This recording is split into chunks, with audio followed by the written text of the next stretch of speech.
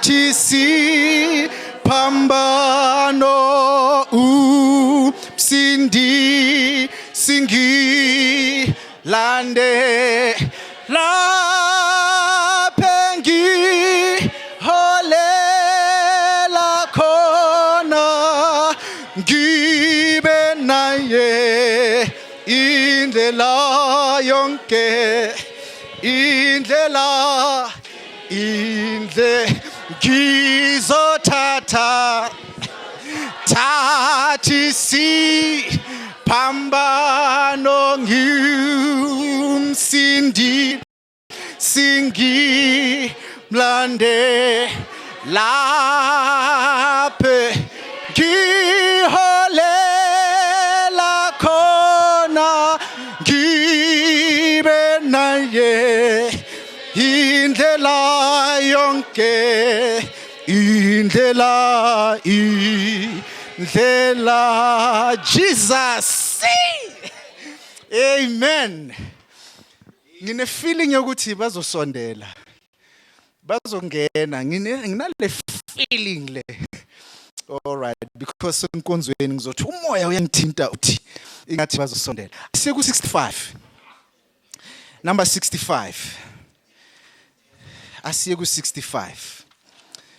65. We'll just cool off a bit in 65. Now we are cooling off. We are preparing to land, all right? We will use this tune. Kumnandu kwete buche. Is that fine? It's fine, right? Kumnandu to. Kumnandu kwete bujesu nokukho lizwi lakhe nokubambisi tembiso isho njalo Kosi asiyehlise futhi kumnandu 3 yes kumnandu kwete bujesu gokukho lizwi lakhe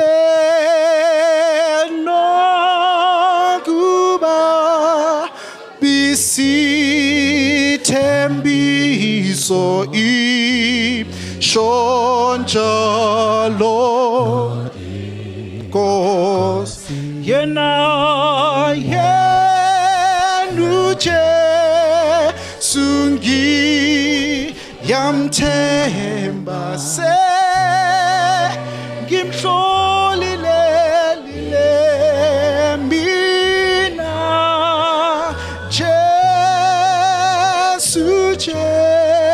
sugu kulami ngomsangi temba wena last stanza ngifunde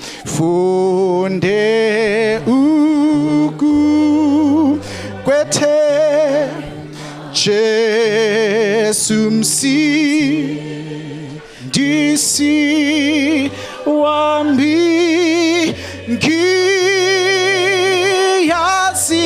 wena una miwe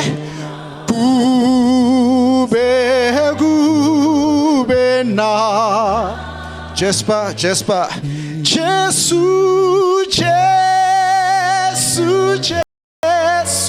ku ngiyamthe sengimhlolile mina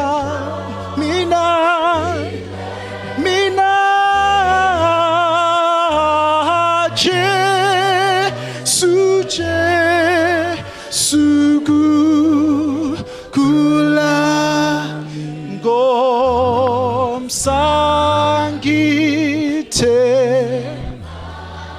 wena.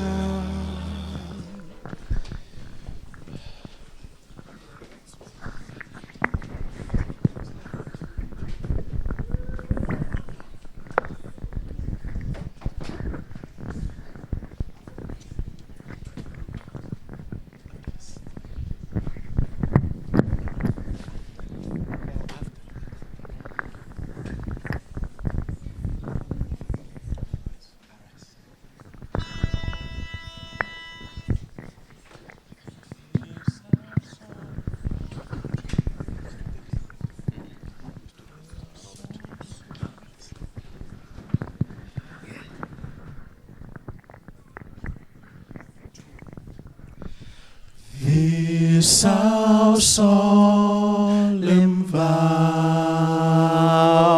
Our rise ye lame and worn,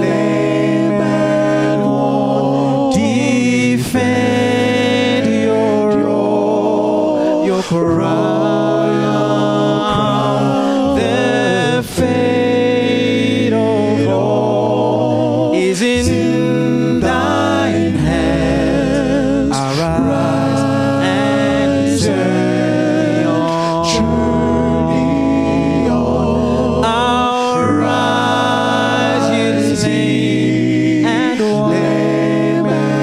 worn, defend your royal crown. The fate of all is in thine hands. Arise and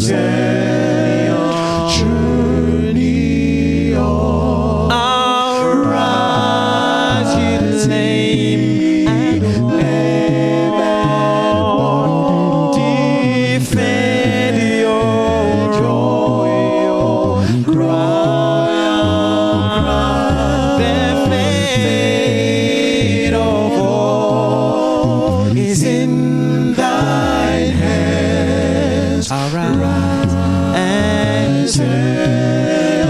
journey on. Labor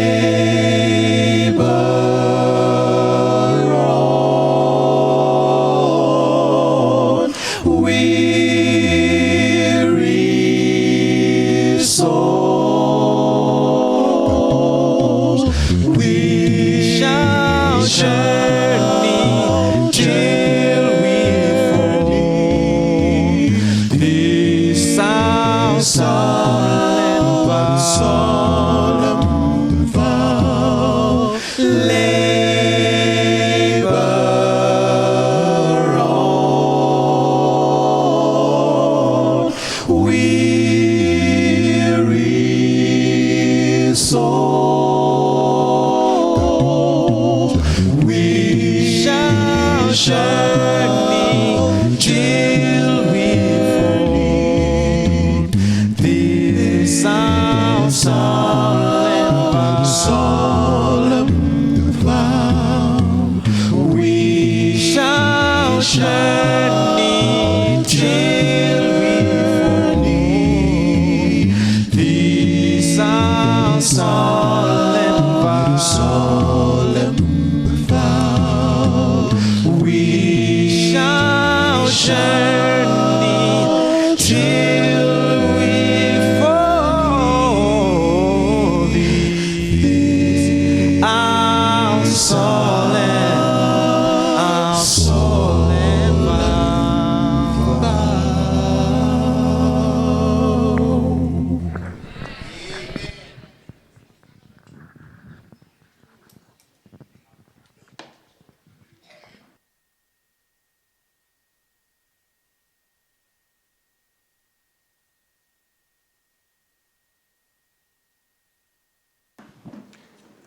I greet the saints in the wonderful name of our Lord and our Savior Jesus Christ. Amen. I greet the saints in the name of our Lord and our Savior Jesus Christ. Amen. Amen. Can I see the hands of those who are being blessed by the music that's happening here?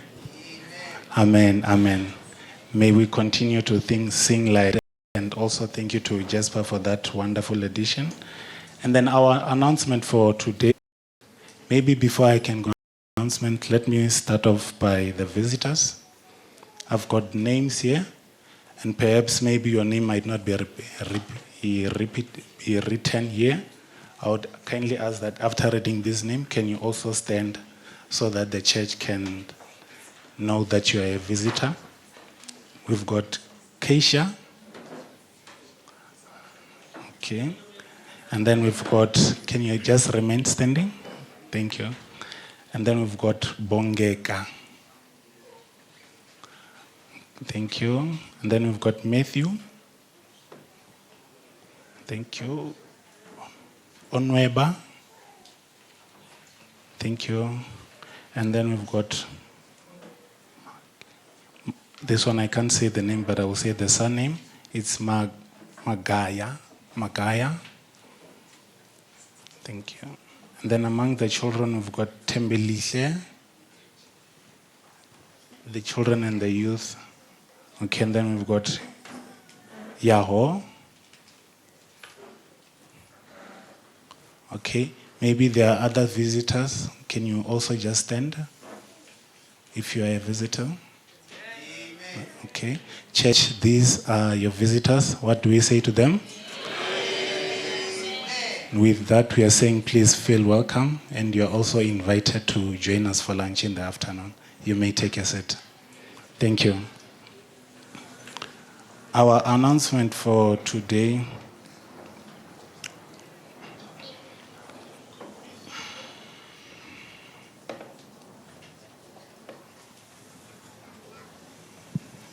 Okay, next week's Sabbath is going to be fasting and prayer day. And then we are going to be fasting and praying towards unity of the church. So please take note of that. Next week, it's fasting and prayer day. And then the TOC is having a Dorcas Federation elective rally, which is happening in the Wumbeni Education Metropolitan Central in Tsanin. And then the registration, if you don't want to accommodation, is 200. And registration with accommodation, and then you'll be staying in dormitories, is 550. And then registration and accommodation for classrooms, it's 500. And then as we all know that there is a rally as well for AMO. And then it's just a reminder that don't forget that the first deposit should be in before end of October or end of August. And then the last deposit, the remaining balance, should be in before 31 October. And then the following people are not around. We've got both the elders, they are not here. And then we also have the Mahlanza family, they are not around, they're in Zim. And also Mr. and Mrs. Nlachisi, they are also not here. And then next week, Saturday, the youth are going to be having a social. And then the venue is yet to be confirmed. And then there was a board meeting that was supposed to be on tomorrow, but it has been postponed to next week. So we'll be having a special board meeting immediately after divine service. So all the board members, please be aware that we are going to be having a board meeting immediately after divine service. And in the afternoon at 4 o'clock, we are going to be having our church business meeting. And then it will also be included the head company. And then the afternoon program, we are going to start off with the children's program from 2 to 2:30. And then Yom will continue from 2:30 to 4:30. Those are the announcements for today. May the Lord bless you. Amen.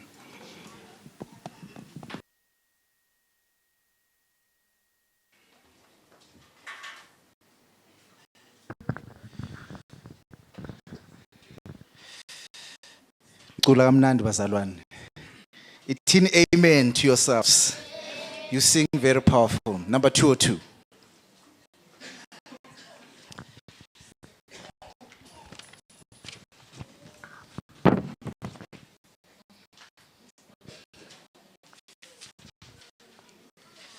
Kosije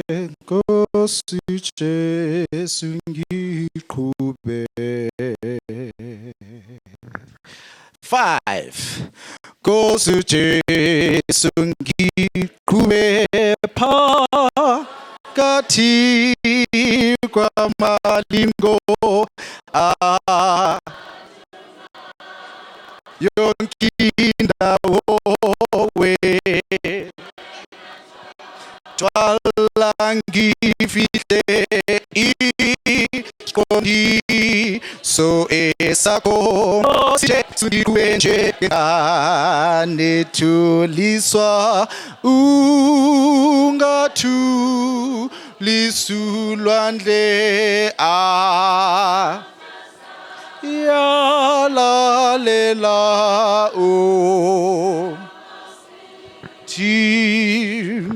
Inko wena mbusi Kosuche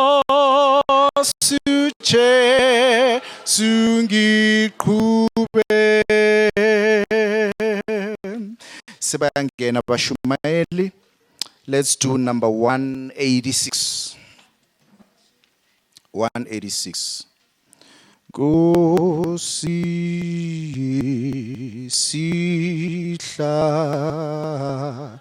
ngene kuyo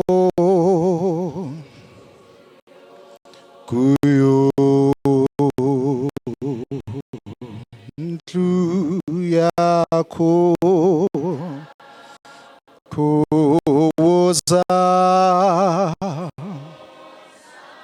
woza nawe sesi ngene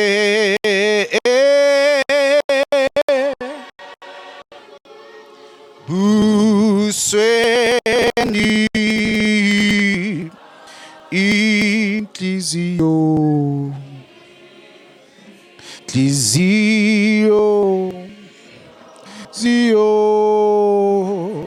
hiya kukulela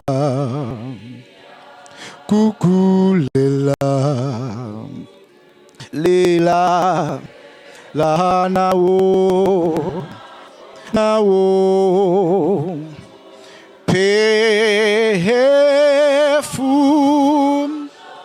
fumlo uya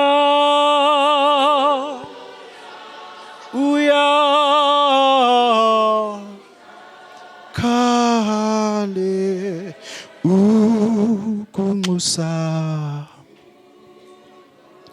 kunxusa kwakho Baba masikuzwe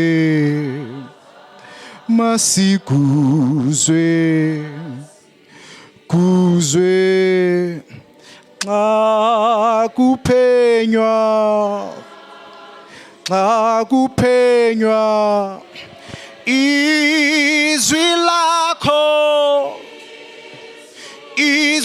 lakho nawe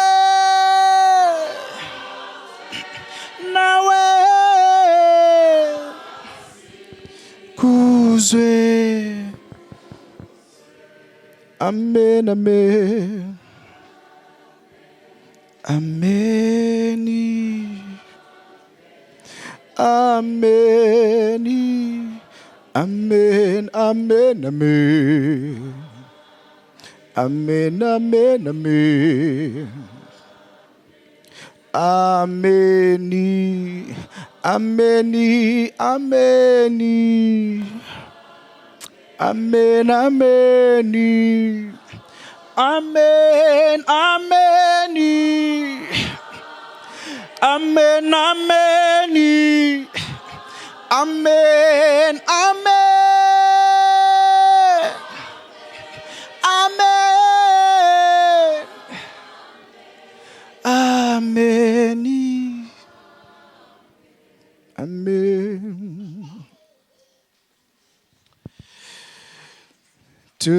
Tumisani uJehova osiphiz busi sosonke nanima bandla phezulu tumisani yena nonke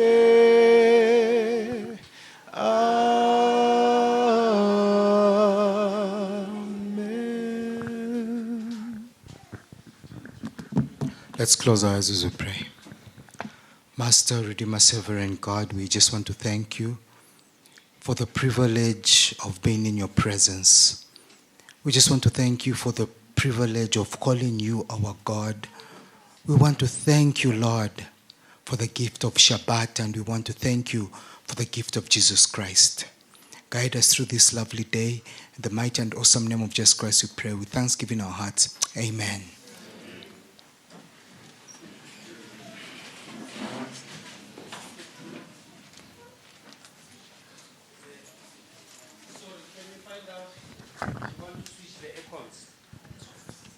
Fine. Thank you.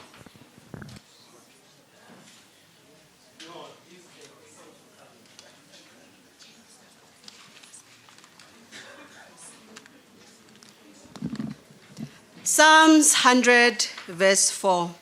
Enter his gates with thanksgiving and enter his courts with praise. Give thanks unto him and bless his name. I greet you all in the name of our Lord Jesus Christ. Amen. Amen. Who had a good week? Who had a bad week? But I guess my week was okay. But one situation at work was terrible. It's really hard. And financially, it's not doing well.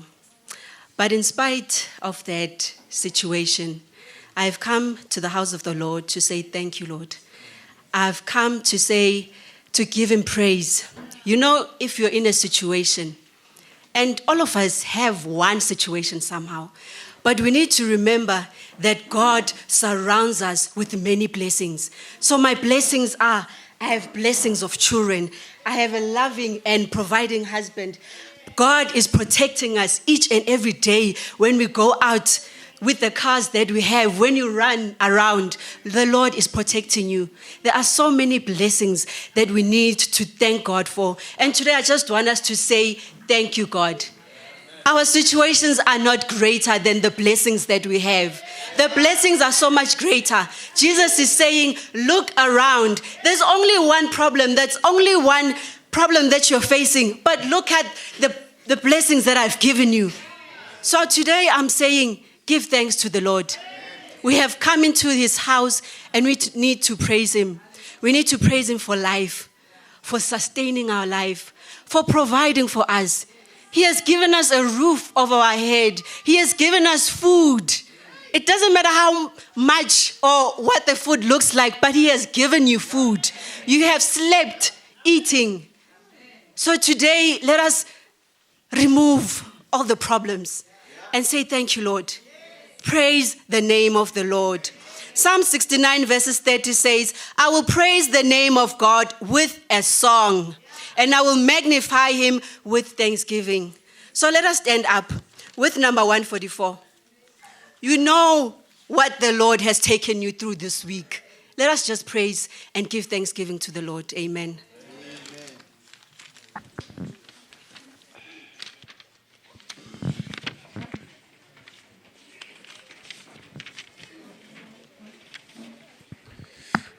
Higher ground.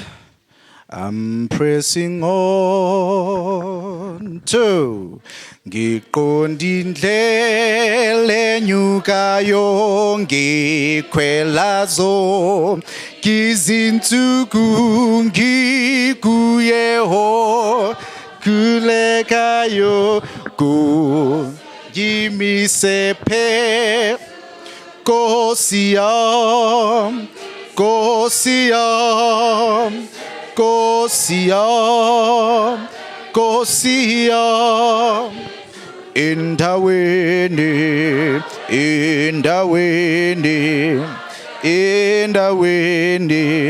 gimise phezu asinyuse kancane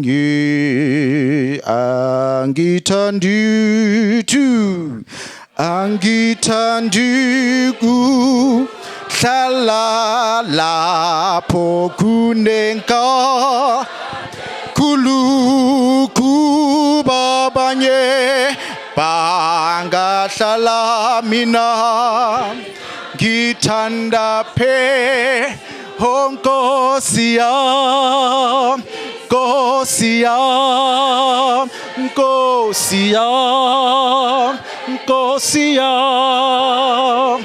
Endaweni, endaweni, endaweni, nimise phezulungi.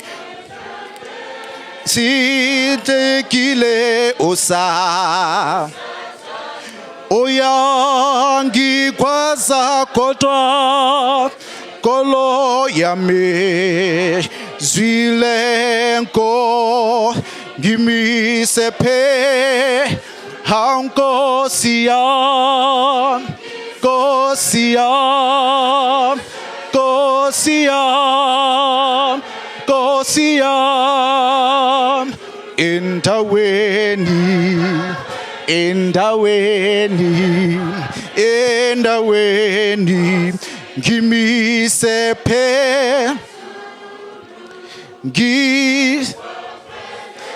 siqokweni ngibo ne ukukha zimlangi finyele lezulwini Nkosi ngimise phe Nkosi yam Nkosi yam Nkosi yam Nkosi yam endaweni endaweni endaweni ngimise phezulu.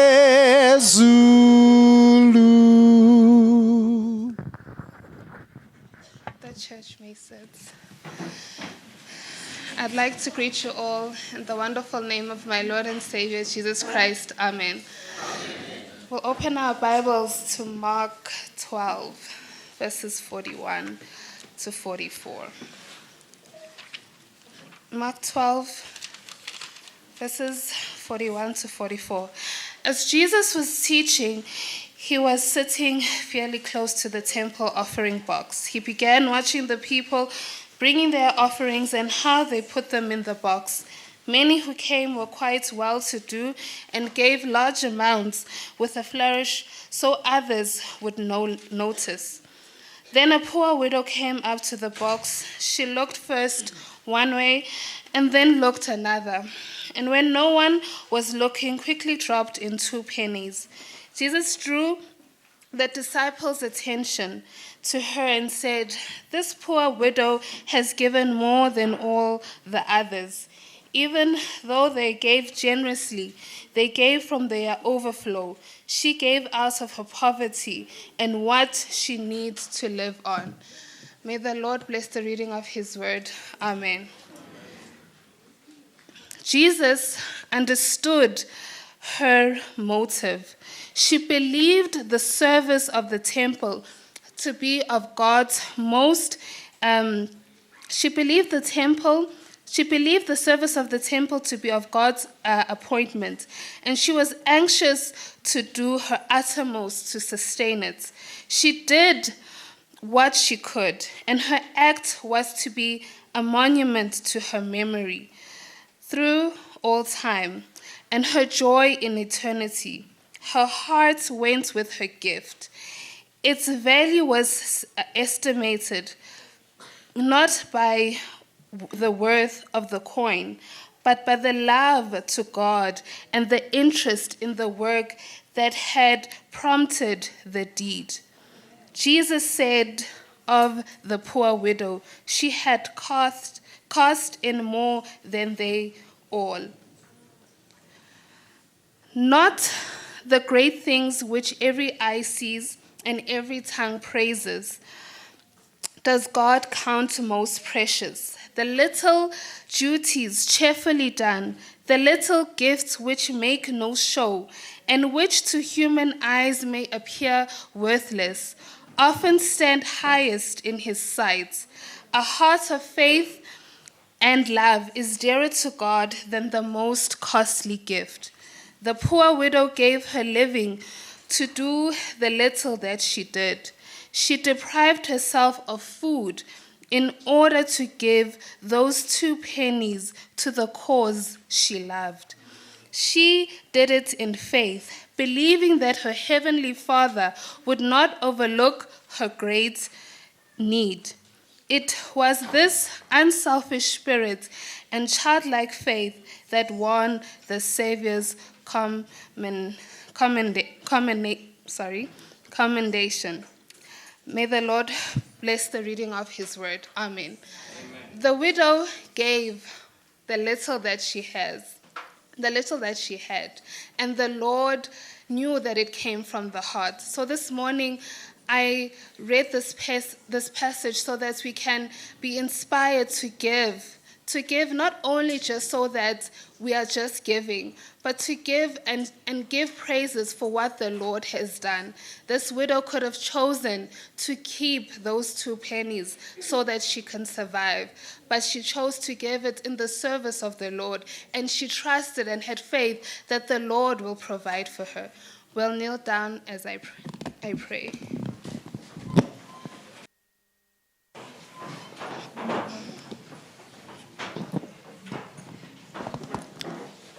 Father, what's in heaven, we thank you, Lord, for the Sabbath. We thank you for gathering us here today.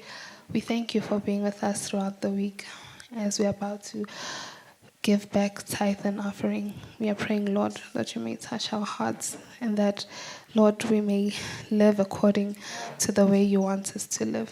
We thank you, Lord, for the example of Jesus who gave, Lord Father, in all that he did. Help us, Lord, to be more like him in whatever we do, Lord God. I pray all these things in Jesus' name. Amen.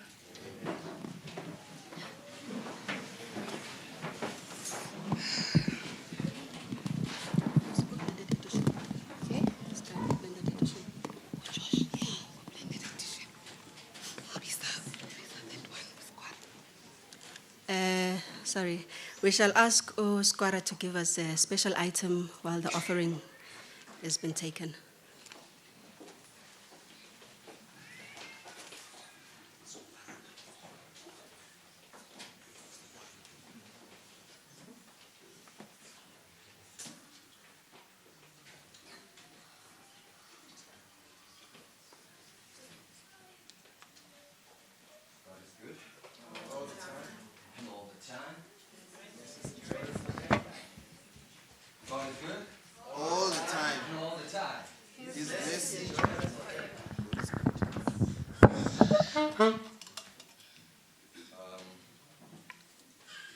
Playing a song titled Center of My Joy. So I hope you sing along with me in your hearts and are blessed by the song.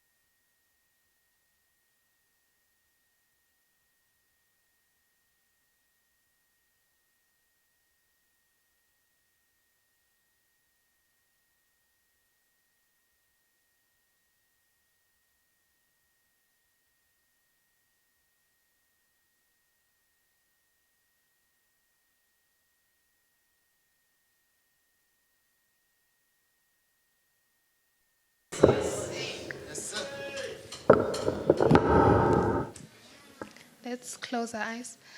Our Father, we thank you for the offering that has been given. Bless it in your name. Amen.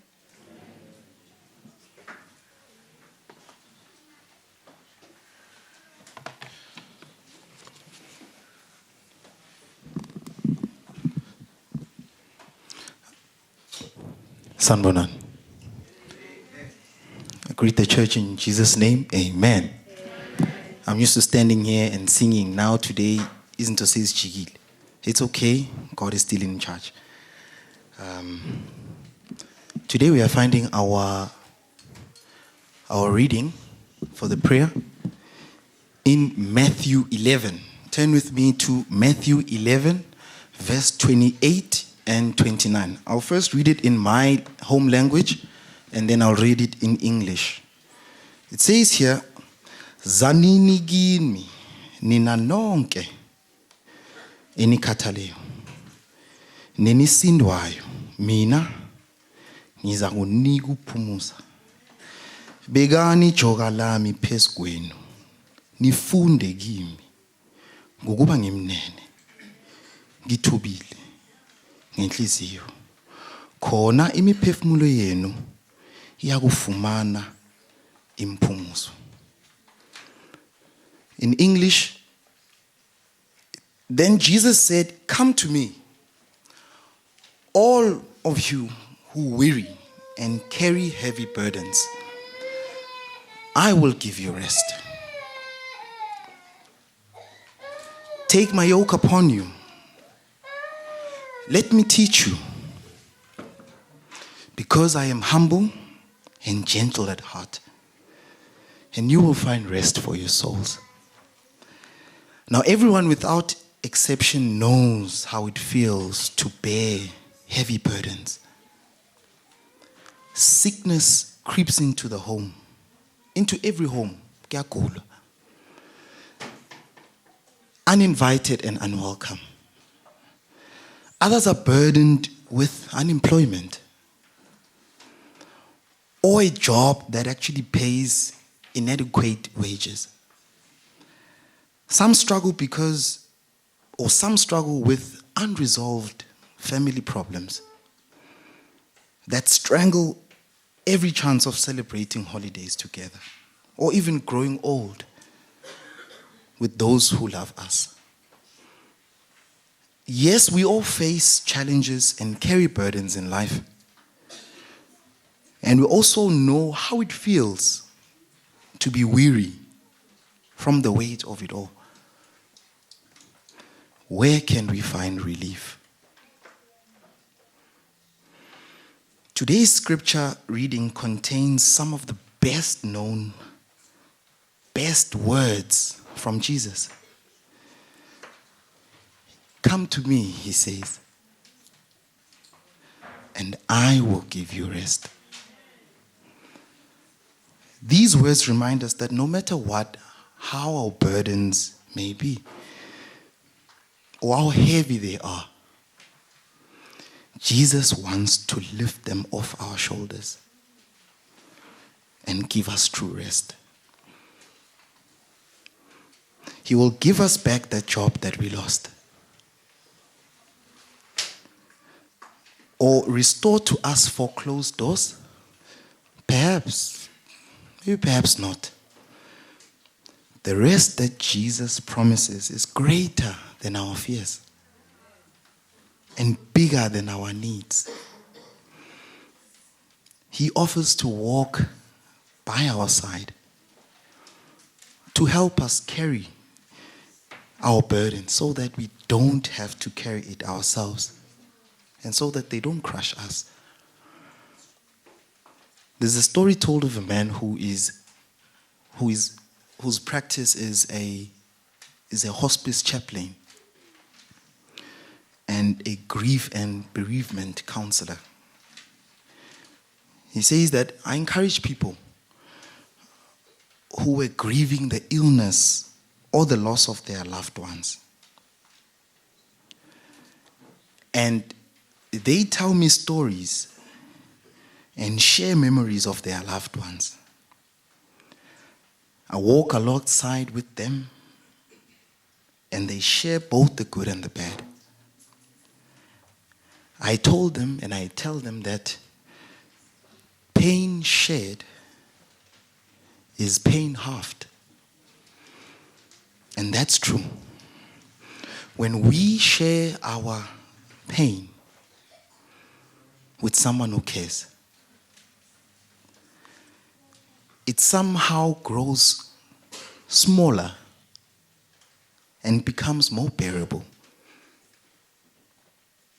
And it's true. This week I went to one of our elders. I was feeling disheartened. I came to him and spoke to him, but I felt the burden off lifted.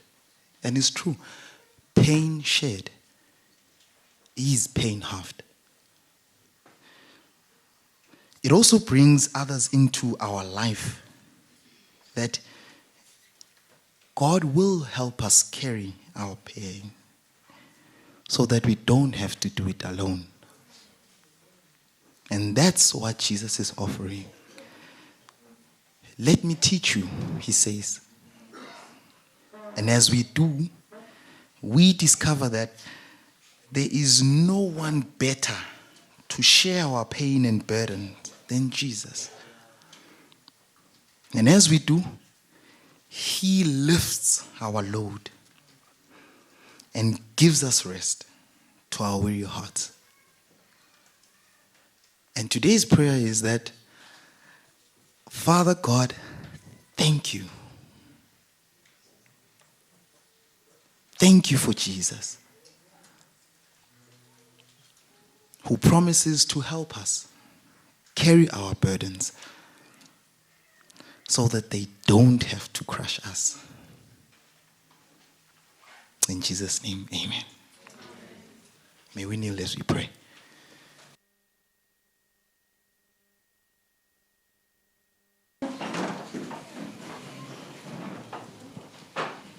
Gracious Lord and Father, Lord Jesus, siyabonga kakhulu for konke osenzela khona.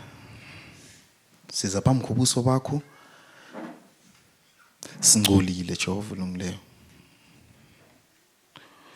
We are Christians, yet there are so many other things that we do wrong when we don't live the true essence of being a Christian. Lord, help us in a very special way.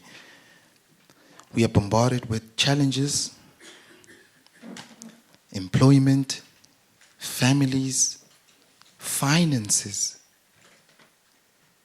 And when we talk even more about finances, where it is the root of all evil, even our family members will turn against us for money. Lord Jesus, have mercy on us. In our churches, sicela wena ubuse. In our homes, sicela wena ubuse. Empilweni zethu, sicela wena ubuse. Kube wena umuntu osicondisa konke. Siyaphambuka ngendlela eziningi. But we are asking you today to forgive us. We came here not because we feel guilty of the things that we have done during the week, but because we want you to help us lift off our burdens off our shoulders. And we know that, Lord, as we have come to you, you've heard our prayers. I'm so very happy to have seen our friends and family members and even our church members that were sick for quite some time. But today they are here. What a great relief. And that is just to prove that we are phila ngempela. Asikwethembe. Ingoma ithi kumnandi ukukwethemba. Help us, Lord Jesus. And from the little ones up until the elderly people, have mercy on us, Lord Jesus. But more importantly of it all, we say thank you. Siyabonga kakhulu. Siyabonga kakho konke. We thank you for life. We thank you. We thank you. Thank you so much. This we pray. Amen.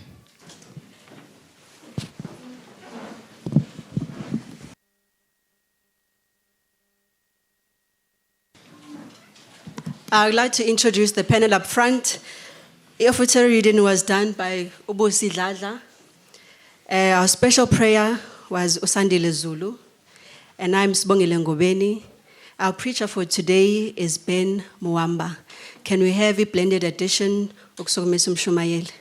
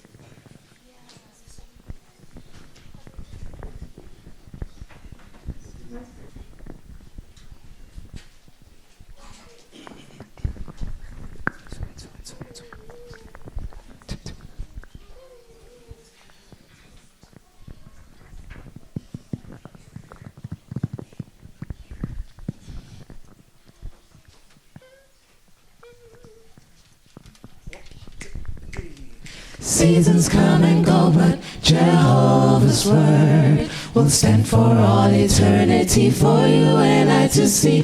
Oh yes, don't you worry when the storm clouds gather. Don't you worry, don't you worry when the rain comes. Stand on his word, his love is true. He's by your side, hey, right by your side. He's by your side, right by your side. Oh, right by your side. When you feel alone, yes, open your eyes and see what God can. Right by your side. When you feel alone, yes, open your eyes and see what God can do. Right by your side when you feel alone. He's right by your side when you feel alone. He's right by your side when you feel alone. Right by your side. All that we need is you, Lord. Open our eyes, we want to see you. All that we need is you, Lord. Open our eyes, we want to see you. God of Israel. All that we need is you, Lord. Open our eyes, we want to see you. All that we need is you, Lord. Open our eyes, we want to see you. God of Israel.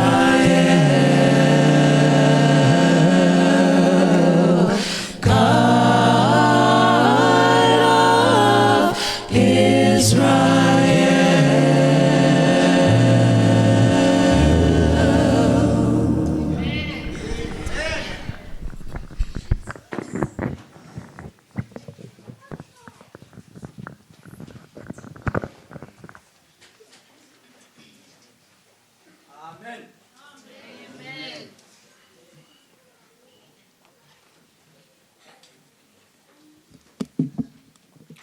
I greet you all in the wonderful name of our Lord and Savior Jesus Christ. Amen. Amen. It's nice to be with you this Sabbath morning, almost afternoon. Amen.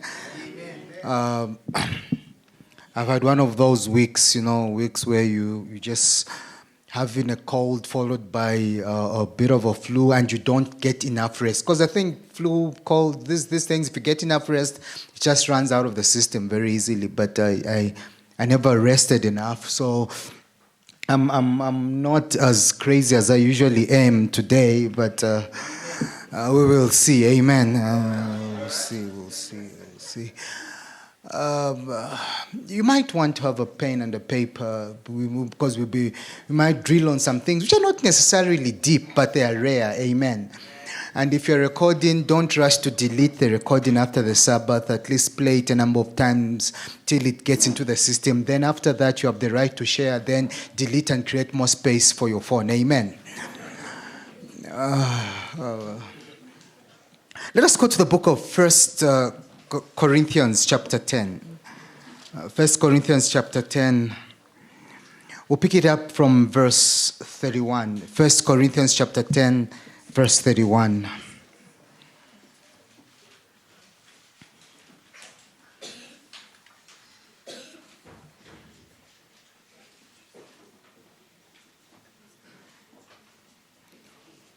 I am working under the assumption that the clock in front of us is working in good and regular standing. Amen.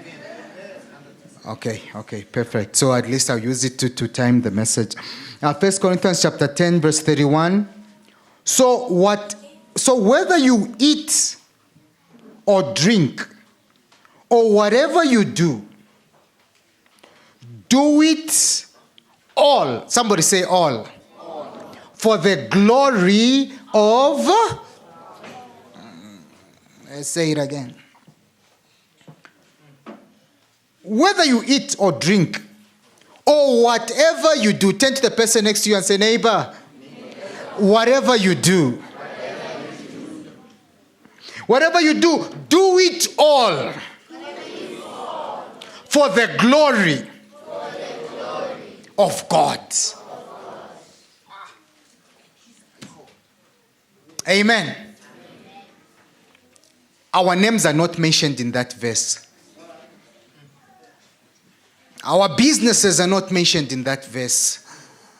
Our marriages, our houses, as beautiful or handsome as they may be, are not mentioned in that verse. Our degrees are not mentioned in that verse. What is mentioned is whatever we do it for the glory of who?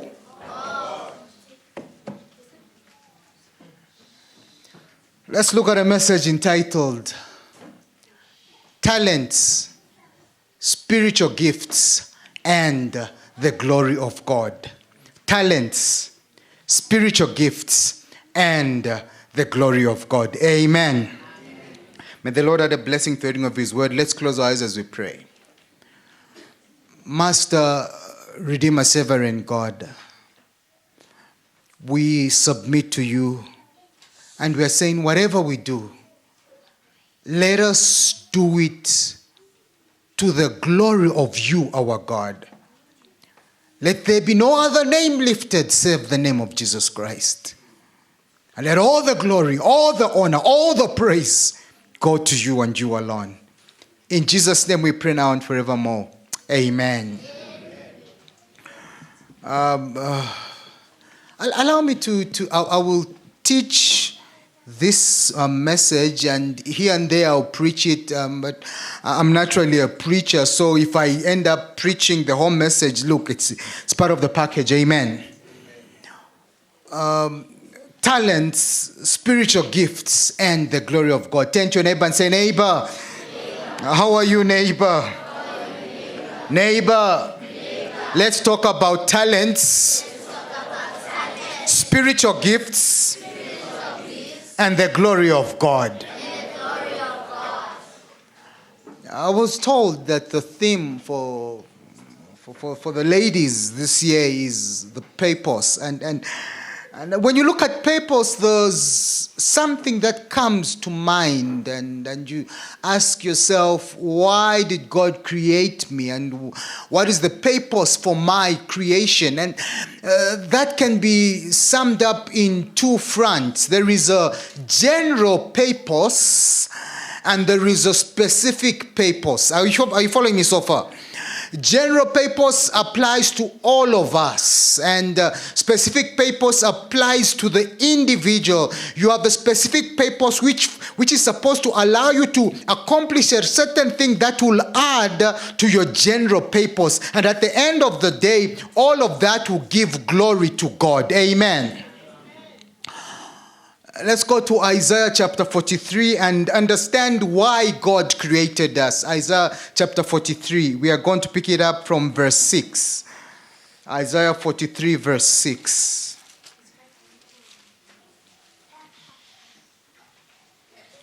Isaiah 43 verse 6. And we're going to go to verse 7 as well. Actually, the crescendo is in verse 7. If you are there, say amen. Amen. I will say to the north, give them up, and to the south, do not hold them back. Bring my sons from afar, and my daughters from the ends of the earth. Listen to verse 7. Everyone who is called by my name, whom I created for my glory. Amen. Whom I formed and made. Amen. We were created for God's glory. Amen. And that is why Paul picks it up and he says, whatever you do, whatever you eat, whatever you drink, and whatever you do it for the glory of what? God. Because that's why you were created. Amen. Turn to your neighbor and say, neighbor, you were created for the glory of God. Now you have to understand, my friends, that you are created for the glory of God. And let me just poke a bit into your Adventist mind and disturb a few thoughts. You are not created for heaven. Amen. You are created for the glory of God. Heaven comes as an addition to you living out the glory of God. Amen. Now, I know some people come to church only because of heaven. If God would declare today that there's no more heaven, you stop coming to church. You are created for the glory of God. And Musabata, you are not created. Oh, this one is going to be hard. Then your neighbor say, neighbor, something is coming. You are not created for the law.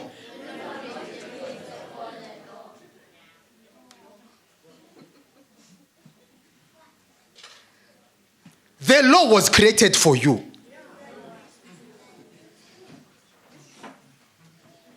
Don't your neighbor say, neighbor. The road, listen, when you are a road, the speed sign is not created for the road is not created for the speed sign. The speed sign is created for the road. So the law is not created for, you are not created for the law. The law is created for you. Does that make sense, God's people?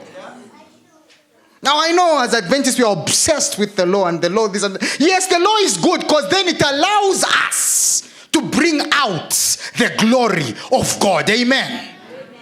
You can't bring out the glory of God when you are drunk and high. You can't bring out the glory of God when you're sleeping around. You can't bring out the glory of God when you're fighting everyone. Are you following me? So the law is necessary to keep us in check.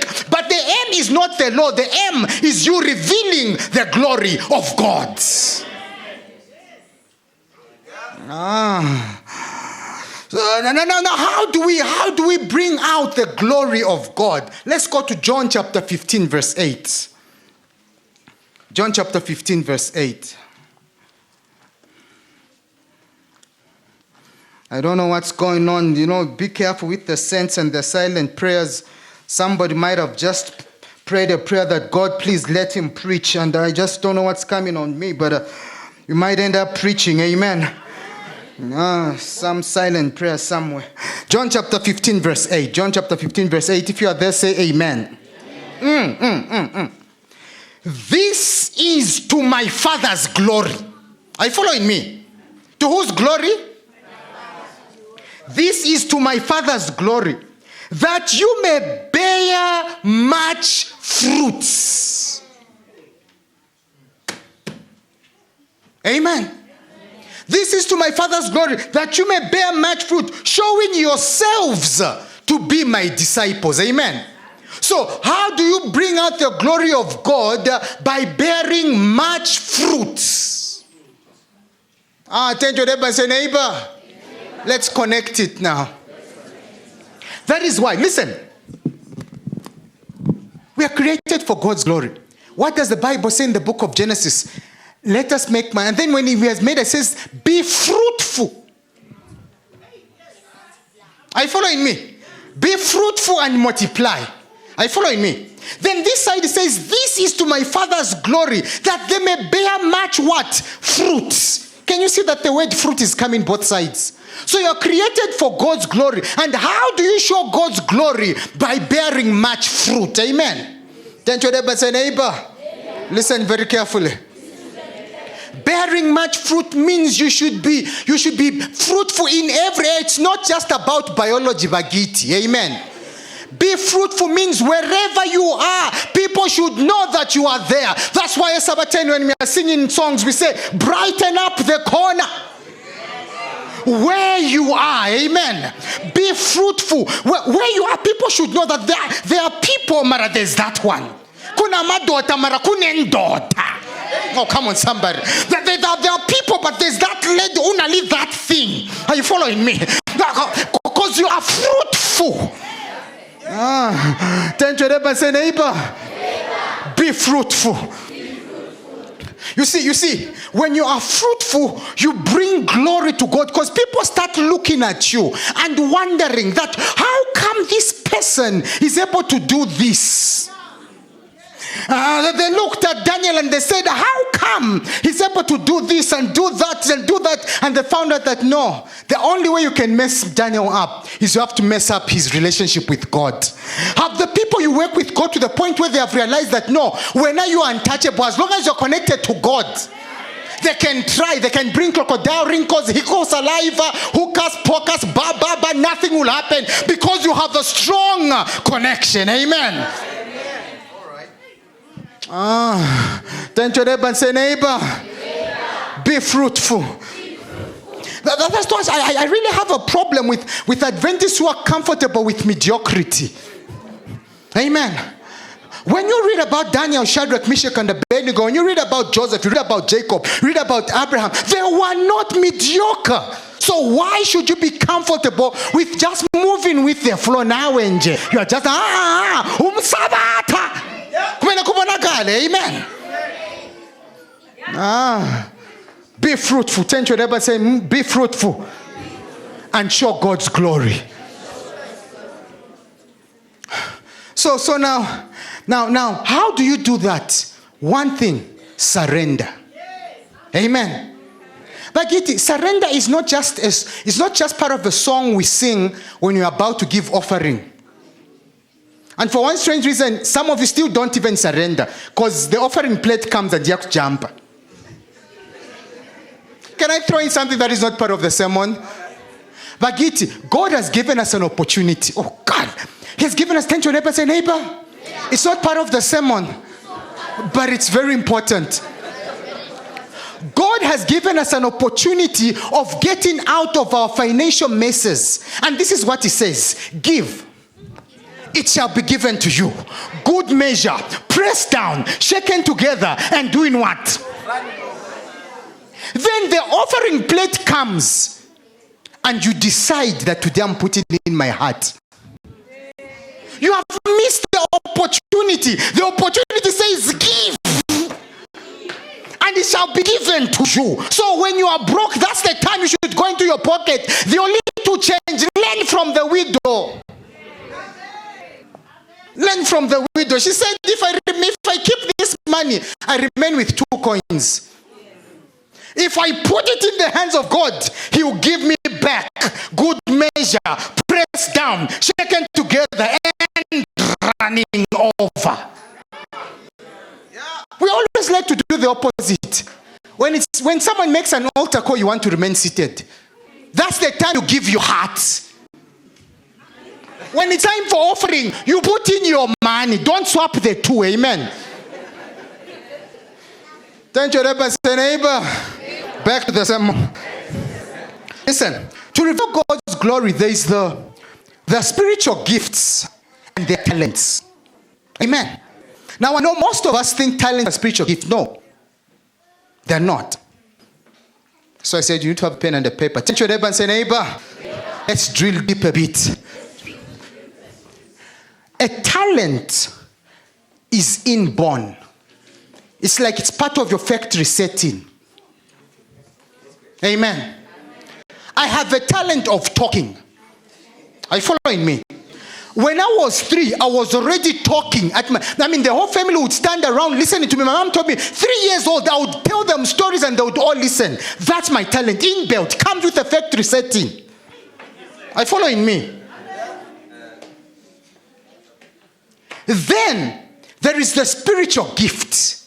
The spiritual gift comes when you submit to the Holy Spirit and His anointing now rests on your life. Let me break it down. That suggests to you, my friend, that all of us have talents, but not all of us have spiritual gifts. Amen. Because some have not yet submitted to the Holy Spirit and are not yet being guided by the Holy Spirit. Amen. Now this is going to go deeper. Turn to your neighbor and say, neighbor, listen very carefully. I have a talent. Oh, no, now I'm preaching, guys.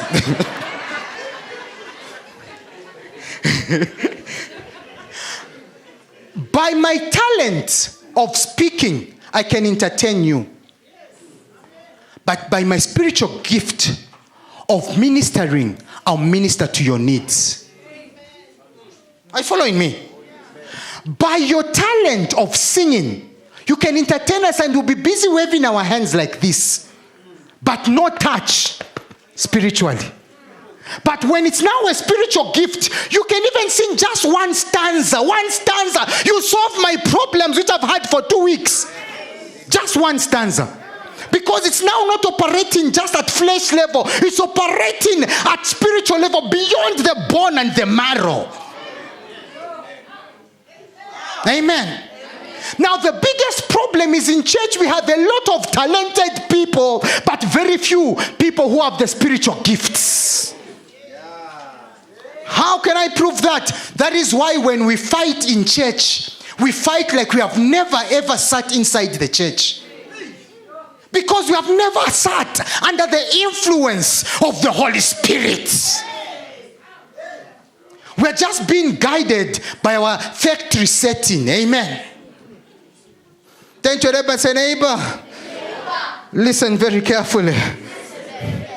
And this is, and the other interesting part is that, look, at times your talent will be this and your spiritual gift will be that. Let me break it down. Your talent, you're a mechanic.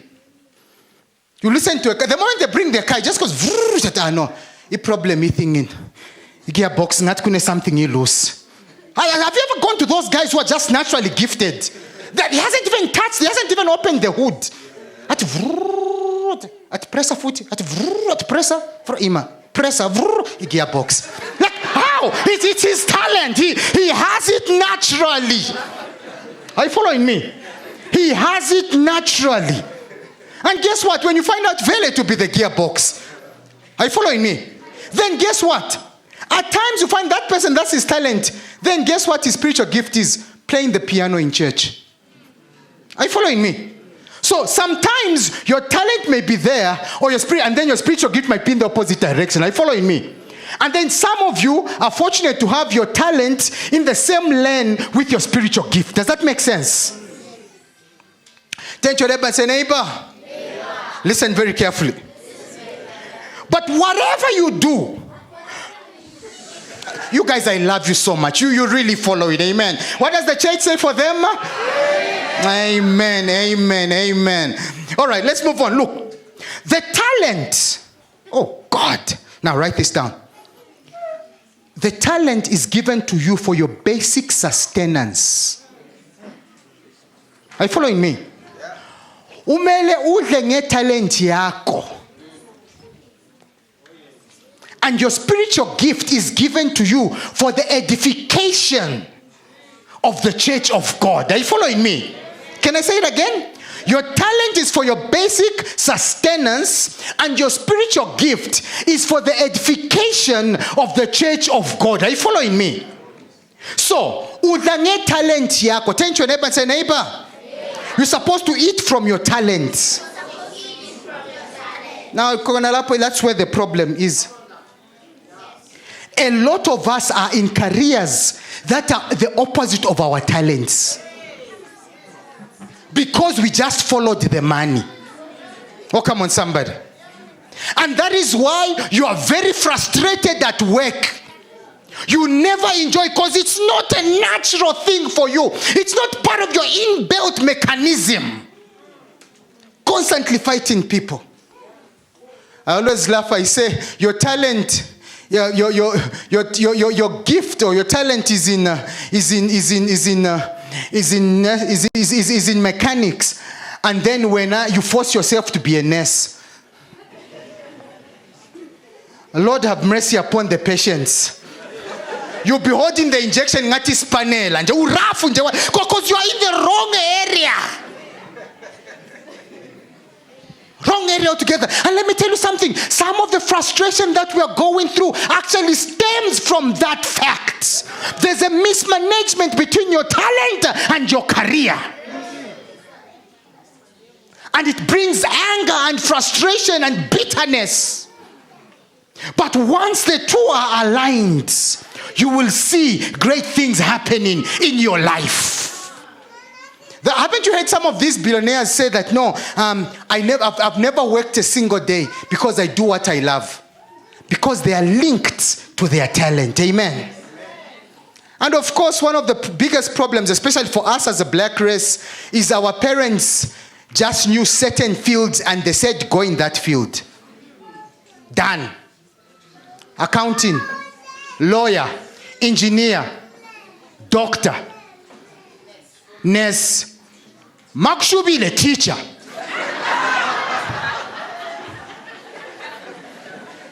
Done. So now you bring in any other career, but are you following me? And so a lot of us have ended up being frustrated because of trying to fulfill dreams of our parents, and we are now creating that of our children as well. Are you following me? So at the end of the day, we just have a cycle of frustration. Amen. Turn to your neighbor and say, neighbor, work with your talents. And I want to say something to young people now, that this is not a license for you to go home and now start disturbing your parents with strange dreams. Don't confuse your desire with your talent. I once had a desire that I could sing, but it wasn't my talent. Amen. And my musical career ended with my first attempt. I was put in a group, and I don't know why they took the risk. They made me the soloist. Bad news. Song started, I was hitting tenor, then I went into baritone. I don't know, there was a soprano somewhere there, and I knew that let me stick to preaching. Amen. Turn to your neighbor and say, neighbor, listen very carefully. So please, it's very, very important. It's very, very important that you nurture your talents. Because remember, you are doing it for the glory of God. When the temple was being built, God said, there are certain people I've gifted. This one has the gift of this. This one has the gift of that. Are you following me?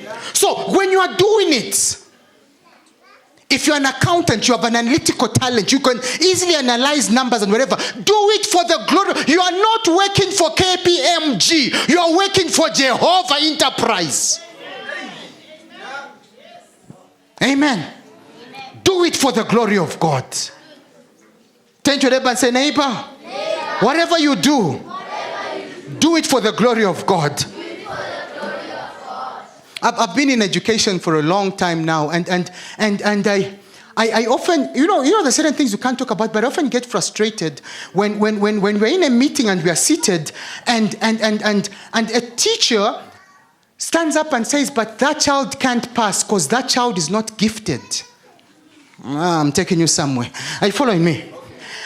And then I say, but we've taken the parents' money.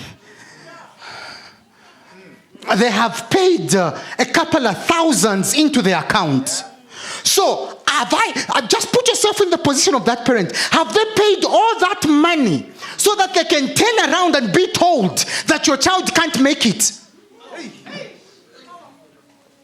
Yeah, man. I've taught people here. They know 90s puzzle. That's what they get. That's how it is. Cause I've got a duty. It's a duty to bring the glory of God. So mletho mthanakho somfaka kuma strategy uzothina phase ne90 le uzoyithola. Because it's a duty. So if you're not up to it, don't join that field. Stay away. Amen. Don't be like those bush mechanics. When you take your car, first thing they're admiring the car. I remember this other time I was driving a BM. I went with it, I parked it, and I said, if I go to BM, it will be more expensive. So let me just take it to these guys and Amajita Pel. But the moment I arrived, BM, already there was a problem. Already there's a problem. Are you following me?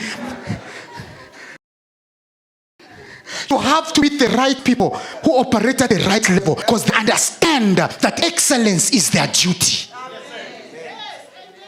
Turn to your neighbor and say, neighbor, listen very carefully. Okay, so this is how it works. To emphasize, to improve your talent, do a lot of study in your field. Are you following me? And to improve your spiritual gifts, submit to the Holy Spirit and stay in the presence of the Lord. Amen. Stay in the presence of the Lord. Read the Bible very often. Paul says, pray at all times. Meaning, you are living a life of prayer. Amen. Turn to your neighbor and say, neighbor, listen very carefully. Okay.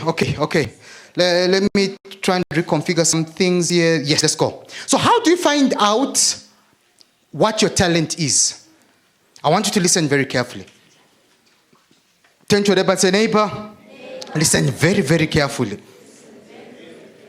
How do you find out how your talent is? Number one, and I want to suggest this to all of us, learning style tests. You need to first learn what your learning style is. Why? Because without learning your learning style, you are going to end up thinking that you are not smart. Yet you learn in a different way. Are you following me? Yeah. I had a boy who had a kinesthetic learning style. When I first taught him, when I first gave him an exam, he had 29%. And he was writing a final exam that year. In the same subject, final exam, God has a sense of humor. He swapped the digits. Because I picked up his learning style and I taught him according to his learning style. Are you following me? So the problem with what we just say, "Mtana uhambile skolo and done." Invest in your child. Psychometric tests. Let them do those tests. Are you following me? The test which even shows them which career they are inclined to because of their thinking style. Does that make sense? By doing that, you avoid the frustration that some of you are in right now, where you have been forcing your child to do maths. Kanti umntwana ufuzile.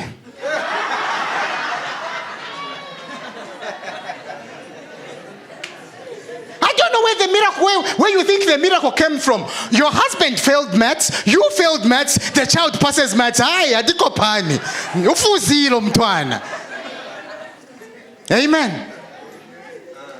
Turn to your neighbor and say, neighbor, listen very carefully. Then with your spiritual gifts, number one, I've already mentioned submission. Number two, there is an area in your life. If you want to know how do I know what my spiritual gift is? There's an area in your life where when you're in the presence of God, there are certain things that you do almost effortlessly. Let me give you a practical example. You guys might have noticed, I was writing the sermon, Kodala. Manje, abanye ungaizambi. You need 2 months to prepare. Mina, this is my spiritual gift. Ngibalela. Are you following me? Why? Because it's my spiritual gift. When you're in the presence of God and it's your spiritual gift, it happens almost effortlessly. Amen. This is if it was in wrestling, we'd say, don't try it at home. Amen. Turn to your neighbor and say, neighbor, listen very carefully. There's something about your spiritual gift. You get insights. Have you ever been to some church board meeting and then a certain elder just stands and he just speaks and you just feel like, okay, the meeting is now over. His spiritual gift is in leadership. Are you following me? Some of you now even start thinking of going out because you are making noise over nothing. And that also explains why some business meetings and church board meetings take a very long time. Because some people are operating at talent level, others are hitting spiritual gifts. Are you following me? So some are trying to use human logic, others are moving with the flow of the Spirit. And lababe logic bayahlupa, man. Turn to your neighbor and say, neighbor, listen very carefully. So what is your purpose in life? Your purpose in life is to execute your talent.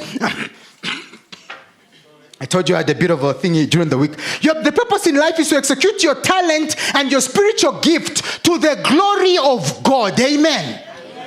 So that when God gives you these things and you release these things, I'm sitting now, my brother, I'm sitting at 9 books now. All right, I'm about to release my 9th book. Then very soon I'll be sitting on my 10th. My 10th is coming out next year. All right, then next year I might reach my 13th because about the others, they're already at manuscript level. Are you following me? Now, why am I doing that? I'm not doing that so that Ben Mwamba can be seen to be smart.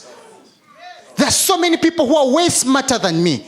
I'm just doing it because somebody who created me said I must do it for his glory. So how dare I stay away from that keyboard? I have to hit that keyboard because he has said I must do it for his glory. Amen. Amen.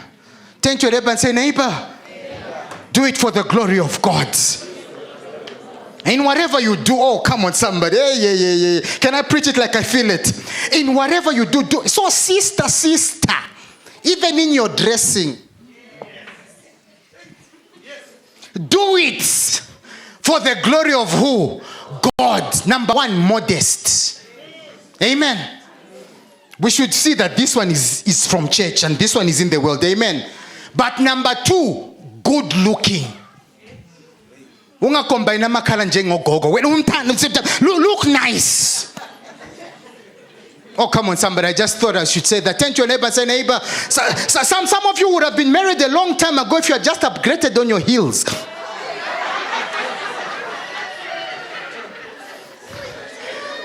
it for the glory of who? And young man, I always like to throw this in.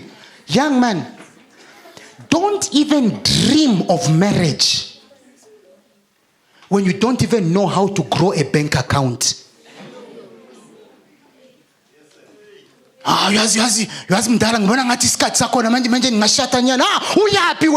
don't even know how to increase a bank account. The only thing you know is money that is given to you as an allowance. Don't even look at her.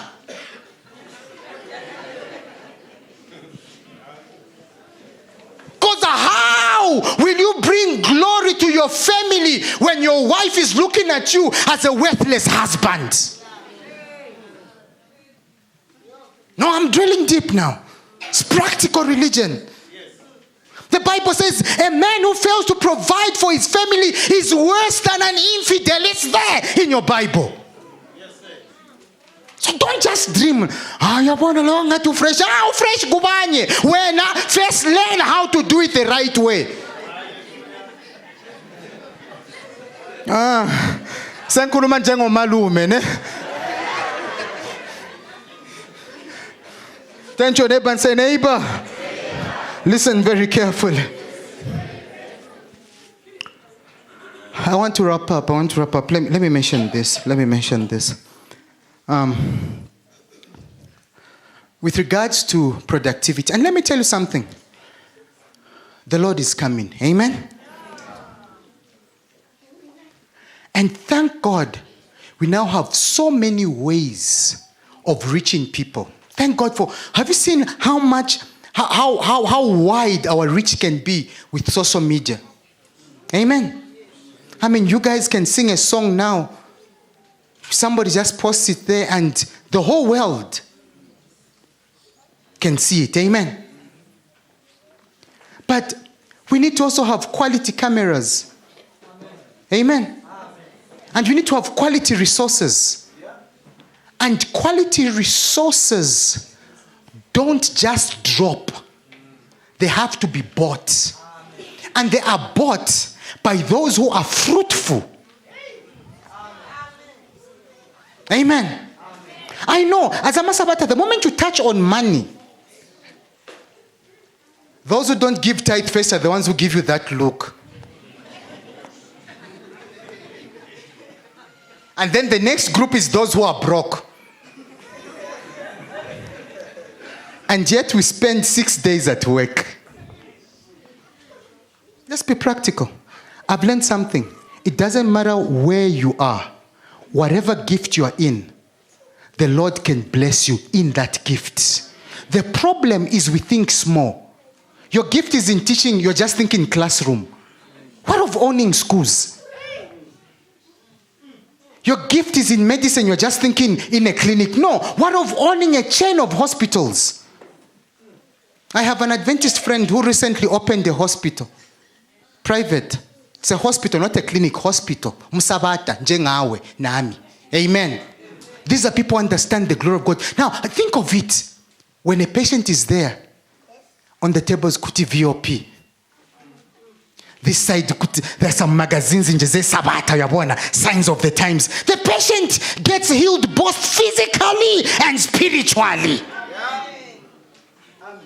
But if you're comfortable with that small area that you are in, then we will not impact this generation for Jesus Christ.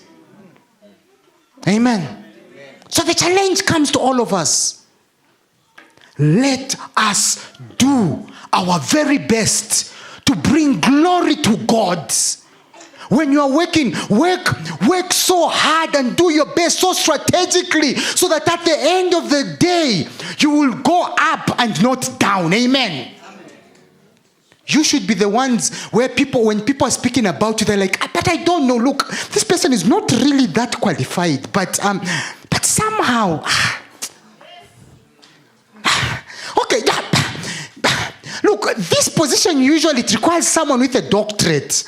But no diploma. You know what? Okay, let's put her just as a trial period. Are you following me? And they throw you in there, and then before they realize it, and now let's confirm this person. Let's give this person another branch. Are you following me? What am I trying to say? Don't settle for smallness when you serve a big God. Don't settle for that. Don't settle for that. Because a big God is coming. Amen. So let's prepare the world for this big God. Amen. Amen. So what is your purpose? Your purpose is to be a freeway, a highway for the glory of God. That every place you visit, people should go like, that one is different from all the other people. Even at your local filling station, they should know that when that one arrives, he never leaves without a tip.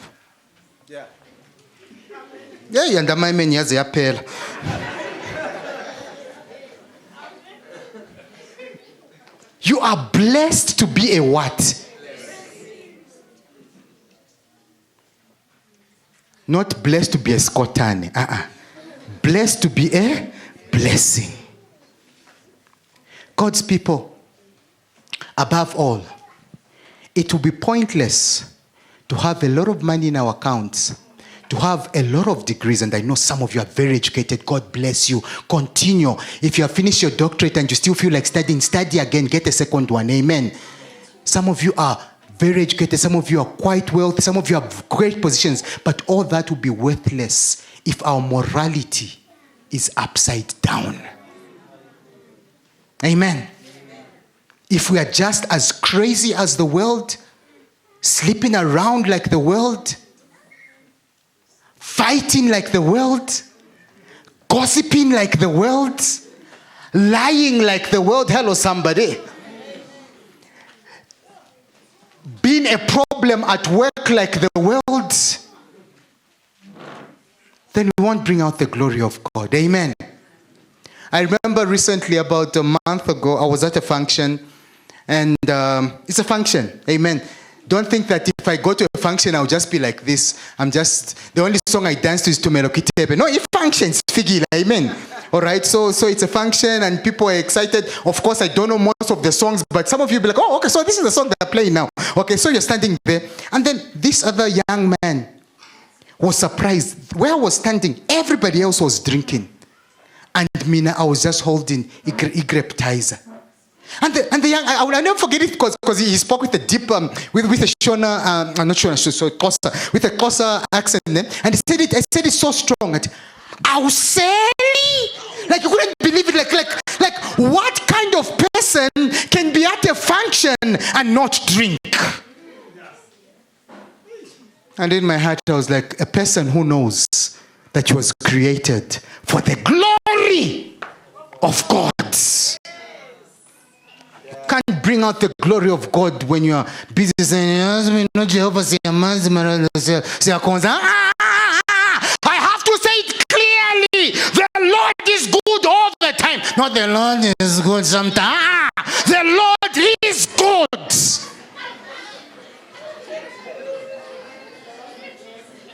What do I have to say this? Let me tell you something, my brother. 20 years ago, I would not need to add this part in the sermon. But now I have, because Masabata said liyapuza. Now I'm saying shilo. Liyapuza Masabata. And it's embarrassing. It's embarrassing. Liyapuza. After the sun sets, you drink. And you now start rationalizing, no, who just watch water into wine. Since when did we start believing that nonsense? Liyapuza Masabata. And that doesn't bring out the glory of God. That is why now when we say invite your friends, sesne week of prayer, sesne crusade, liyahulega, because lipuza nabo, libema nabo, lilala nabo. Now I'm saying shiro. And it won't help. They won't come. It's the glory of God. Let's be custodians of the glory of God. And when we do it the right way, I'm telling you, great things will happen in our lives. And we will be ready for the coming of the Lord. And we will also make the world ready for the coming of the Lord. And on one glorious day, He will come and pick all of us who are revealing His glory. Stand up as we pray together.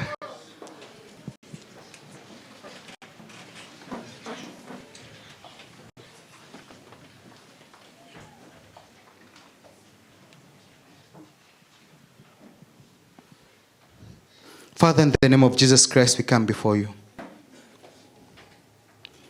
And in the name of Jesus Christ, we are saying, Lord, please have mercy. Have mercy upon us and allow us to be people who exercise our talents, exercise our spiritual gifts for the glory of God. And Father, also allow us to be good moral examples to the world. So that as we live gloriously for you with our talents and our spiritual gifts, when they see our actions, they'll still say, yes, these people are doing the right thing and worshiping God the right way. Somandla. We are living in the last days, ngempela. Signs of the times are everywhere and sin has increased. But Father, we know that if we live for your glory, you will protect us from this sinful world. That if we live for your glory, we will indeed be a light to this dark world. That if we live for your glory, we'll bring life to this dying world. So Father, we submit to you. Sustain us through and through. Forgive us for the many times that we have misrepresented you. Forgive those among us who are sleeping around. Please, Lord, forgive them and deliver them.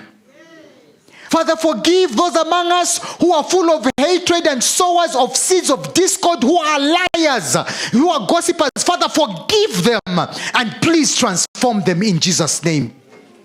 And Father, forgive those who are drinking and smoking and reveling in this generation, yet belonging to your church. Please, God, forgive them and transform them. That at the end of the day, Lord, the church militants will become the church triumphant. And when people look at us, they'll say, we will follow these people as they follow their gods. Please forgive us of all our shortcomings. Forgive us as parents for the wrong examples we have set for our children. Forgive us as a generation for the lack of impact on our generation. Please forgive us, cleanse us as individuals. Forgive us for not seeking excellence. Forgive who is comfortable with a mediocre performance. Forgive that business owner who doesn't perform to the best of his or her ability. Please forgive them and transform them with a spirit of excellence. On the mighty and awesome name of Jesus Christ we pray. Ask him that you take control of our lives. Church, if you mean it and you believe it, say it after me. Jesus, I submit to you. Allow me to live for your glory. So that when all is said and done, I will be a glorious representative of your love to this world. So that when all is said and done, I will be ready for your coming. And not only that, I will help others to be ready for your coming. In Jesus' name. Amen. God bless you.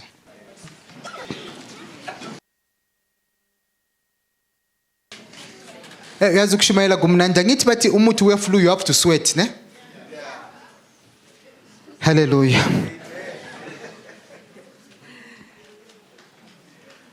Turn to your neighbor and say it is good to be in the house of the Lord. We shall ask Jasper to give us a closing song.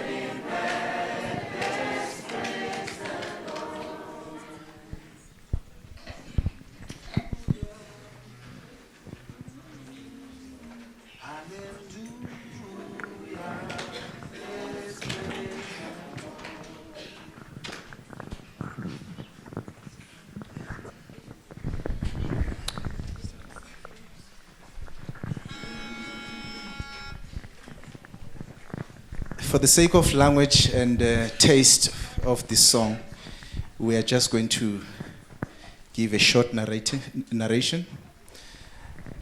It is logic, and we believe that inside the belly of the fish, there were no lights like this. It was dark. And when it was dark, John 2 says Jonah prayed. But he wasn't sure where this dark thing was taking him. But it was definitely taking him somewhere. So one sister this morning blessed me by saying, we're going through stuff. We all go through stuff. Dark situations. But this situation is taking us somewhere. And when we get there, let us be prepared to testify. Amen. This is the song in a nutshell, the story of Jonah. May God bless. wena Jonasi tlhapi ye o ikhumanang gare go yona empa fela tlhapi e tla o isang Ninive. Wena Jonasi tlhapi ye o ikhumanang gare go yona empa fela tlhapi e tla o isang Ninive. Oh, tlhapi, tlhapi, tlhapi, tlhapi, tlhapi,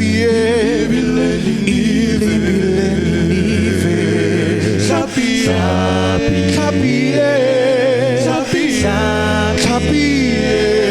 tlhapi,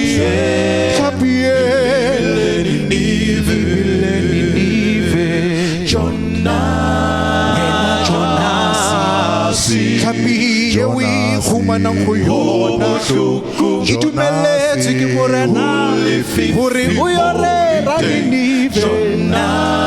Wena Jonas rapela ga o le tlhaping ya bophelo le wena o tla fihla Ninive, o tla fihla mahala o tla fihla Ninive, o tla fihla le wena o tla fihla Ninive, o tla fihla wena o tla fihla Ninive, o tla fihla wena Jonasi, wena uye mobo o ikhumanang go bona go dumeletswe ke morena gore o yo rera Ninive. Wena Jonas rapela ga o le tlhaping ya bophelo le wena o tla fihla Ninive, o tla fihla mahala o tla fihla Ninive, o tla fihla le wena o tla fihla Ninive, o tla fihla wena o tla fihla Ninive le wena o tla fihla Ninive. Jonas o tla fihla Ninive, o tla fihla Ninive, o tla fihla Ninive. Jonas o tla fihla Ninive, o tla fihla Ninive. Situhela sikepe sa Tarashi, situhela sikepe sa Tarashi, Shijona tuhela sikepe sa Tarashi, Tarashi, Jona sikepe sa Tarashi, le go utswa ke Tarashi, Tarashi, go tlhoka tumelo, utswa, ya tlhoka tumelo, sikepe sa Tarashi, wena Ninive, tuhela sikepe sa Tarashi, tuhela sikepe sa Tarashi, Shijona tuhela sikepe sa Tarashi, wena Jonas sikepe sa Tarashi, utswa ke Tarashi, sa Tarashi, utlhoka tumelo, utlhoka tumelo, sikepe sa Tarashi, wena Jonas Ninive, le wena o tla fihla Ninive, o tla fihla mahala o tla fihla Ninive, le wena o tla fihla Ninive.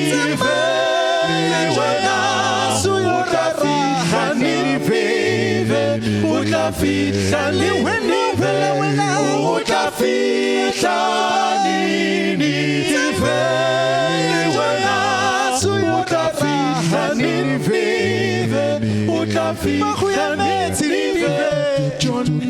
Bahuyemetse Kempton Jonas Bahuyemetse Beshley Jonas Tsamaya uyorera Kiyona nive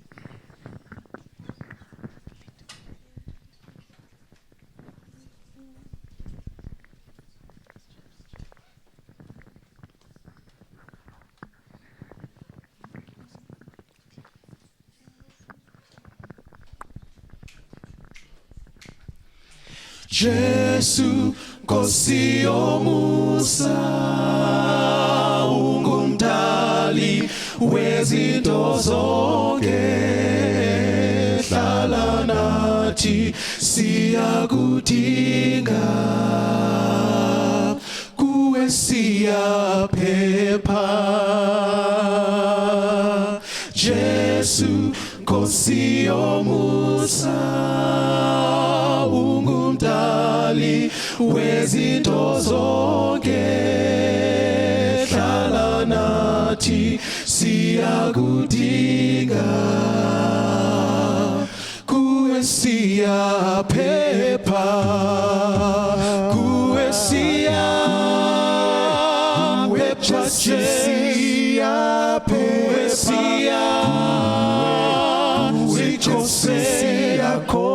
kuwe chogoza ungabone wendazane kuwe siyaphepha kuwe siyazikhosela kuwe siyachogoza ungabone wendazane Jesu Nkosi yomusa umusa wakho usanele uyasihla ngulezonweni kuwe siphephile Jesu Nkosi yomusa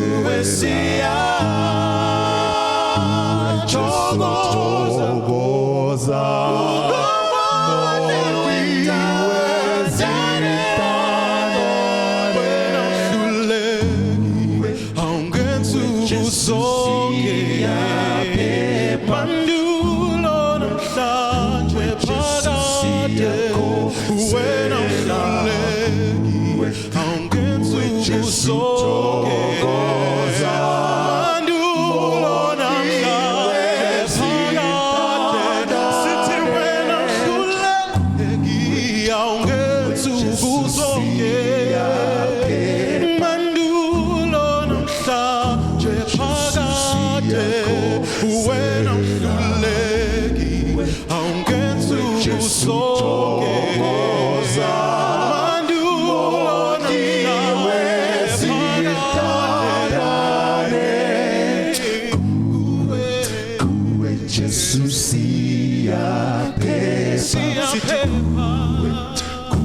Jesus siyakhosela kuwe Jesu thokoza moliwe zithandane kuwe siya kuwe Jesu siya kuwe siya kuwe Jesu siyakhosela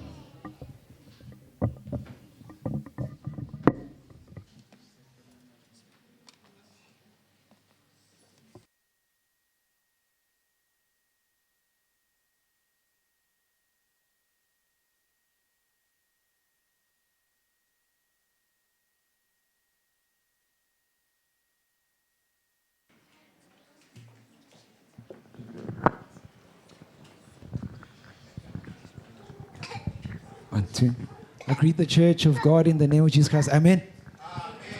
Amen. I want to thank the program directors for giving us such an opportunity to minister on the Lord's behalf this afternoon. Amen. You know, there's one language of the world, and that language is called love. And our offering this afternoon is basically simple. We want to do a tune with you guys, and hopefully it's going to sound fantastic. So if the church is willing, let's probably get I think we need to first get the words. Let's get the words. The words. Very, very simple words for this song. Okay. So the words go something like this. Okay. You have love. Spread the love. Spread the love. For all to feel. For all to feel. Right. Let's just do that again. Let's do it again. You have love. You have love. Let's say it. You have love. The love. Spread the love. For all to feel. Yeah, but I think we need a... For all to feel. All right. So do we have any altos? Any altos in the house? Okay, the altos sing a little bit lower than the sopranos. All right. So this is what the sopranos are going to do. To feel. 1, 2, 3, go. You have love. Spread the love for all to feel. Right. You have love. Spread the love. All right. Now for the tenors, they sing a little bit lower than the altos. Okay. Do we have any tenors? I'm sure it's all the guys there. All right. Spread the love. So tenors, this is what you guys are going to do. 1, 2, 3, go. You have love. Spread the love for all to feel.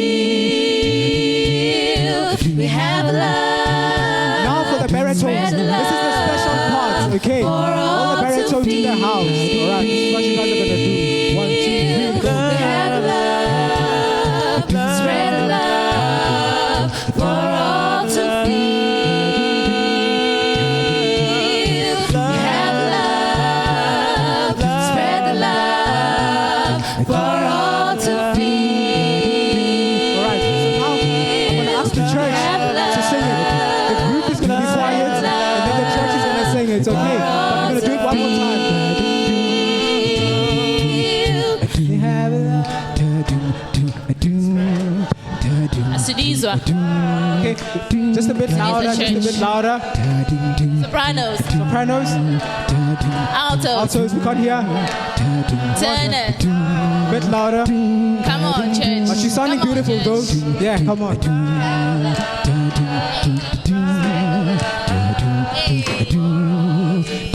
One more time, just a bit louder.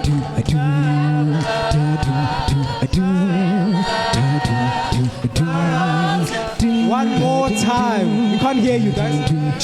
Rev.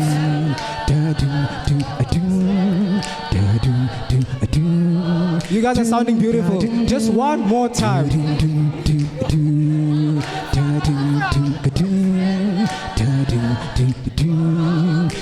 One, two, let's go. The little addition. We have love, spread the love for all to feel. We have love, spread the love for all to feel. We have love, spread the love for all to feel.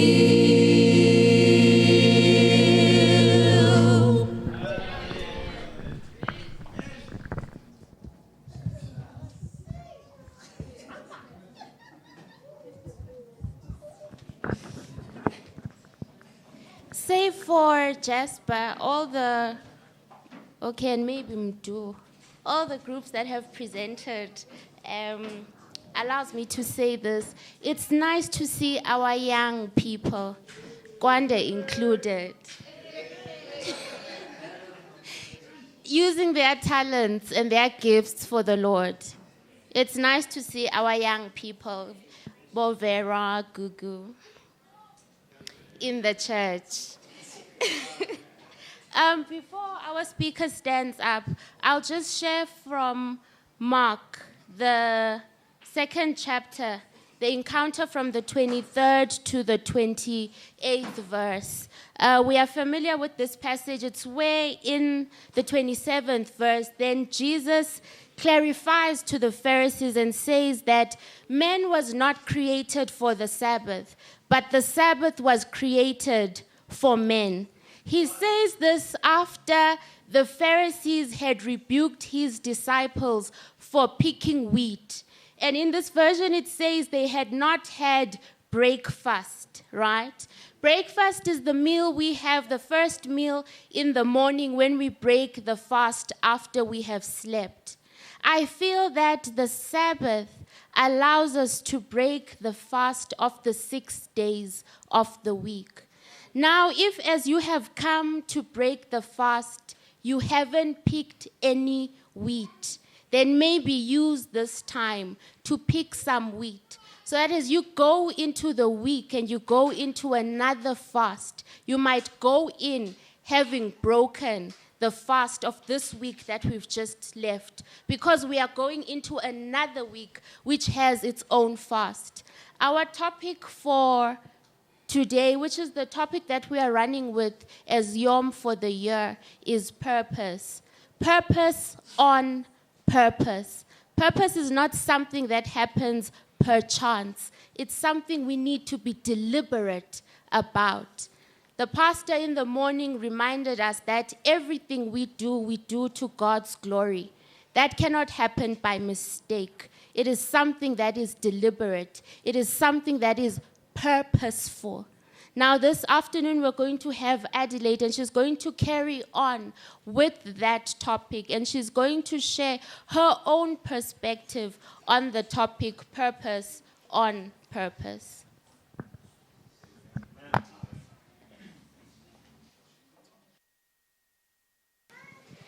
Maranatha Masala. Inkosi yethu iyeza.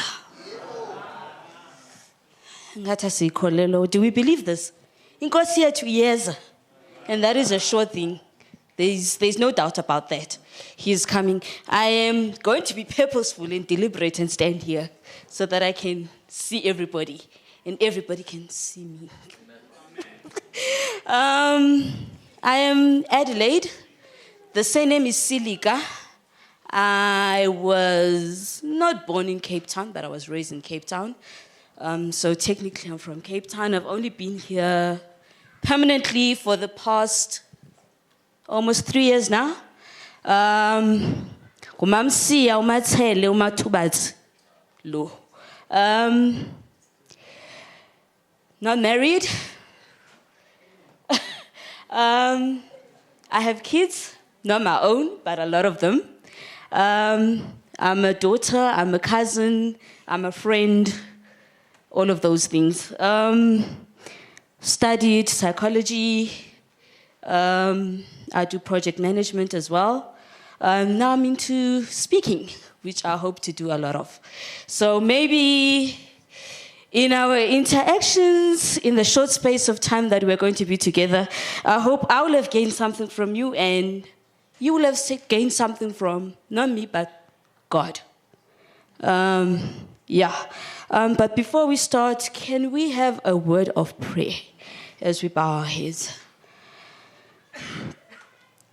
Heavenly Father, dear God, we come before your presence once more, dear God, and we ask that you be with each and every heart that is in this room, dear God. In your place of worship, dear God, we are about to engage in another form of worship, dear God, and that is getting to know you and what you would like us to be, Mr. Lungleyo. And I ask, dear God, that as we listen, that we may not only, dear God, receive, but that what we receive will be able to transform us, dear God. And I pray, dear God, because I know that when we pray, when I pray, dear God, you hear. In Jesus' name, amen. Purpose on purpose. So I'm going to talk about purpose. First of all, roughly, I'll run through what we are going to talk about, and then after that, quickly get into it. It's not a long thing. It is not complicated. Trust me, it's not that deep. But it is deep. Because purpose is very important. And as long as we live our lives without an understanding of what purpose is, our lives are but just a mere existence. And it is time that we move from existing to living. And it is only when you know your purpose that you begin to become alive as a person. And when I talk about being alive, I'm not talking about simply opening your eyes and being able to move and talk and do, but I'm talking about aliveness, energy, being able to do anything and everything that you're supposed to do. And at the end of the day, I wish for us to know not only what our purpose is, but to know who I am. That's where we're going to end up. There's this beautiful technology. So, any problem, girl?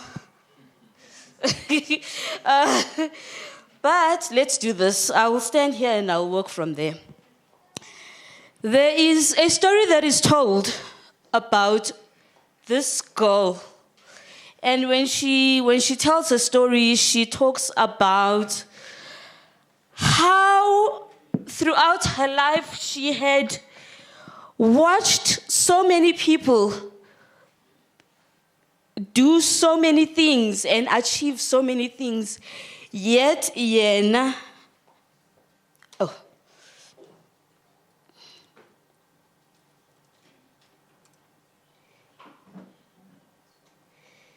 She had achieved so many things, but yet for herself,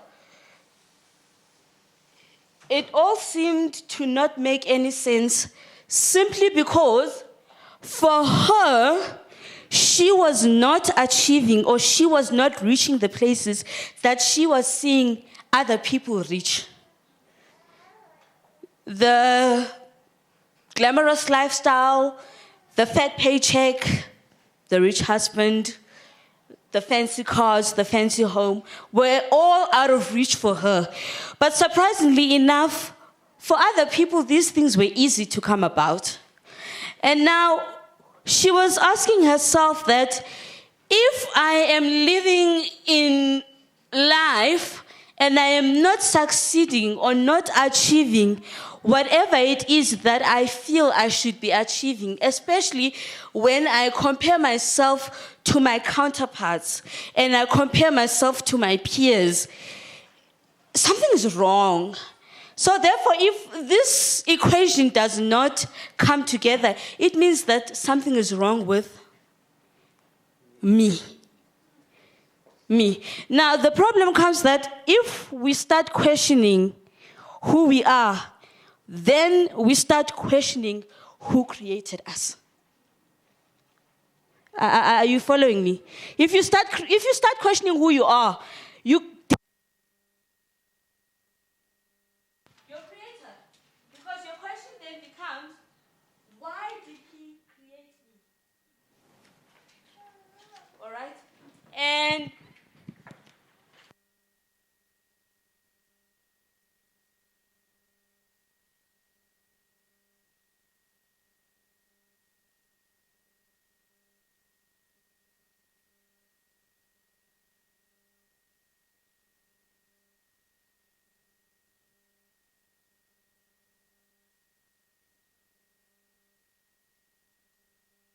And therefore, once you start questioning your existence and you start questioning why God created you, you are basically saying there's a possibility then that there is not even a God out there. Then you're going to start going to other things and other places outside of God in order to answer the question of why you are existing.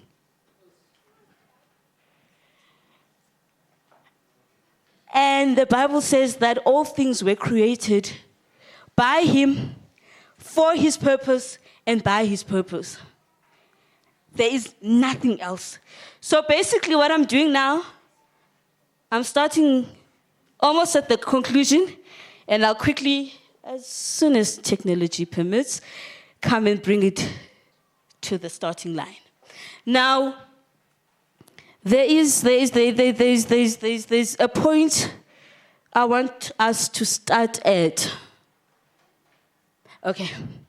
There's a point that I want us to start at, which is also very important. So at the back of your mind, as we go through the presentation, please have this in mind. I need to have it duplicate the screen and not extend, because it won't present myself. But I'm seeing where it says select duplication. Because remember when you present PowerPoint, you can duplicate or extend the screen. Okay. My mind is not there at the moment. But let me open it for me so at least I'm able to follow. Okay. And then we can, because sometimes I just do that, but I don't know if it's gonna. Okay. It's fine. We need some assistance, yeah. All right. My mind is not there. I know what he's asking, but my mind is not there. I'll continue. There is a quotation that I came across that says that if you want to discover what your purpose is, look at the wounds that you have been healed from, and then teach others to heal their own wounds. Did we hear that? If you want to know what your purpose is, look at the wounds that you have been healed from, and then teach others how to heal their own wounds. Basically, what we are trying to do here is to have an introspection and look at our own selves so that the perspective that you have of what your purpose is does not come from any outward thing, but rather comes from within. Because the purpose for which you are existing does not exist outside of yourself, but rather it is implanted in you. It is in every fiber of who you are.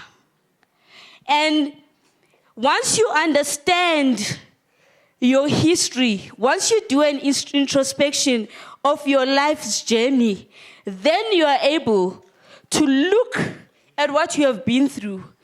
You are able to analyze that, assess it, and then at the end of the day be able to say, surely the reason why I am alive is because of A, B, C, D.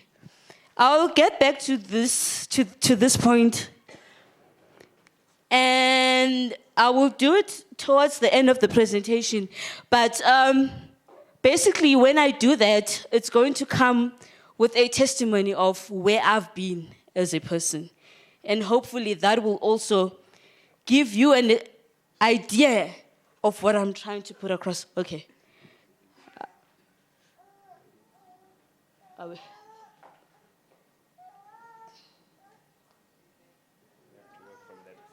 All right, no, it's fine. That's fine. Thank you. Grounded. All right. Back to purpose. Technology. Lovely. The first question that I want to ask, because basically what I'm going to do now, until we get to the end and we wrap it up, I'm going to, like I said, be posing a lot of questions, hopefully to provoke you into thinking about your own purpose. I'm not here to stand and say this is what purpose is or this is what purpose is not, or rather this is what your purpose is and this is what not your purpose is. No, that is not the purpose of this afternoon. But rather today, the questions that we are going to ask and the attempt that we are going to make at answering all of those questions is going to come from a deep introspection, like I said, of who you are, and also thinking about your own journey as a person up until the point at which you are sitting in this pew at this moment. Now, the first question that I want to ask, what keeps you awake at night? What is that one thing that when you sit down and you try to lie down and sleep, it comes to your mind constantly? And not only does it come to your mind, but when it comes to mind, you cannot sleep because it becomes a burning thing within you. It is not something that you can touch. It is not something that you can feel. It is not something that you can actually hold and cuddle to keep you warm at night. No, but it is that something that is in your heart and your soul and your mind that keeps you up, that even when you are sleeping and you think that you are in the deepest of sleep, you will feel like something is waking you up and say, hey, but this. If you think carefully and you think about it, somewhere deep in your psyche, there is that one thing. And sometimes when you look at this one thing and you try to think about it, it doesn't make sense. It doesn't make sense at all. But you see, the thing is, purpose does not have to make sense. Then the Bible says, the reason for everything comes from God alone. Everything lives by His power, and everything is for His glory. Romans 11, verse 36. I've already made mention of that. Everything that is there is created by God, for God, and for His purpose. Now, that one thing that keeps you up at night, that one thing that drives you to wake up and say, I am burning with it. Now, here is the thing. For some of us, maybe there isn't something that keeps us awake at night. But there's definitely something out there that when you think about it, it makes you angry, isn't there? There's definitely something that when you sit and you think about it, it makes you so angry. But the problem with us is that things that make us angry and things that take us away from our comfort zone become a fearful space for us to venture into. Because andiyazi. So rather than explore and see, why does this thing make me angry? I'd rather shy away from it. And do you know what the results of those things are? It's us being passive about things like rape. It's us being passive and not saying things and not saying anything about the crime rate. It's us being passive when kids are being molested and abused. Because there's nothing that makes us angry in the world. Everything is fine as long as I'm in my comfort zone. Do you follow me? As long as I'm comfortable, as long as I'm happy, as long as I've got... Remember the story I told you of the woman who said she wanted A, B, C, D and everything, but she was not getting it? To her, that was the point of being comfortable. And for most of us, that achievement is our place of comfort. Once we have A, B, C, D, then we're good, because then we can move into our comfort zone. Forget about the rest of what's going on out there. Even forget about the turmoil that goes on even inside your own heart. Because sometimes the discomfort does not come from izinto that happen outside there, but we are discomforted because even within our own selves, there are things that when we look at them and we evaluate our lives, they make us angry. And say, but why did I do that? Why did I go there? Why this, why that, why that? But they take us out of our comfort zone and we refuse to explore them. The definition in the dictionary that is given for purpose: it is the reason for which something is created or for which something exists. And then it gives us synonyms: motive, grounds, cause, occasion, reason, point, basis, justification.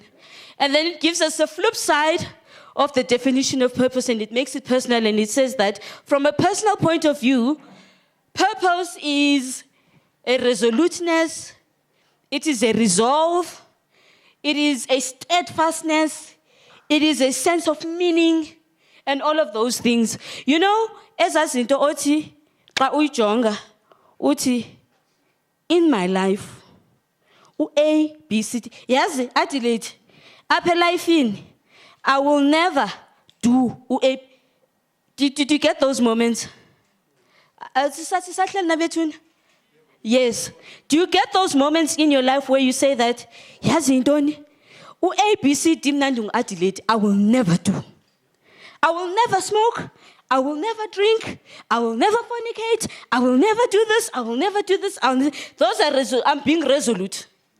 And in my resoluteness, I can be very loyal.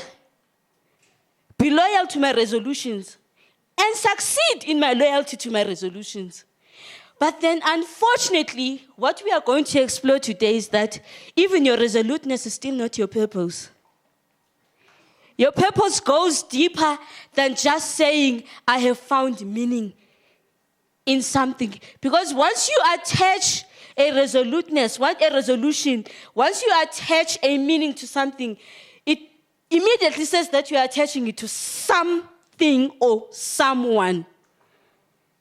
And the mistake that we make most of the time is that something or someone does not become the divine being.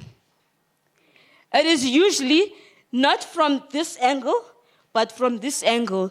I choose to live in a certain way because I want to make sure that by the time I grow old, my children will still have a parent. I choose to have an education policy so that my kids will have a good education one day. We make those kind of choices and we make those resolutions based on what we think we need. Hopefully today we're going to flip and turn the cup around. Myth about purpose. Achievement is not a purpose. I don't know what your definition of achievement is. Maybe I can tell you what my definition of achievement was at some point in my life. When I finished matric and I went to varsity, I was at the time a teenager.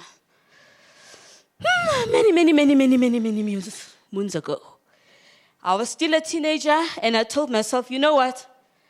By the age of 21, I'll be done with my degree. Finish school, I'm 17, pass matric, very well. Happy, parents are happy, whoo, let's go. Varsity. By the age of 21, I should be done. And by age 25, I should be living in a nice house somewhere. I should probably be married, have one child already, have a car, and all of those things. You can't do wrong, Ngalonda. Is there something wrong with that? There's nothing wrong with that. There's nothing wrong with that. As a person, you need to have something that moves you along in life, eh? You need to have something that shifts you from point A to point B. And I had mindset. I had mindset. And by the age of 18, just after I finished varsity, I was traveling the world. I was attending conferences, I was invited there, and I was doing that, and I was doing that, and I was doing that. And I made mistakes. Serious ones. And in making those mistakes, I started beating myself up, and it was difficult to come back up again.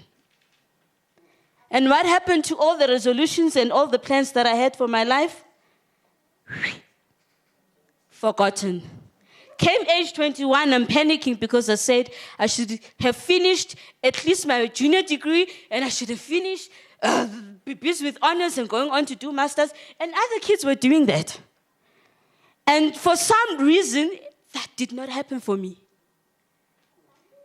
Came age 25, where I told myself I would have had my masters, I would have had that, I would have bought the house, gotten the husband, had the 2.5 kids, if it's 2.5, or whatever it is, done that. But none of that happened. Depression came. Because now I'm panicking. One, I'm not only disappointed at the world out there for having been so mean and so ugly to me, but who am I angry with? I'm angry at myself. This is the person that I'm now angry with.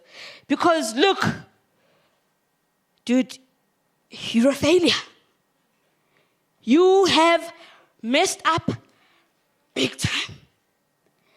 And it took a while. It took lying in a coma, in a hospital, having multiple fits for days on end, doctors not knowing what was wrong with me because I didn't have any neurological problems.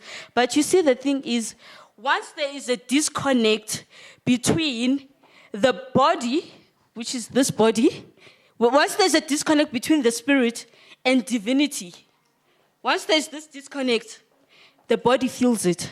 Am I lying? Once you lose your connection with God, your body starts giving you signs that something is wrong.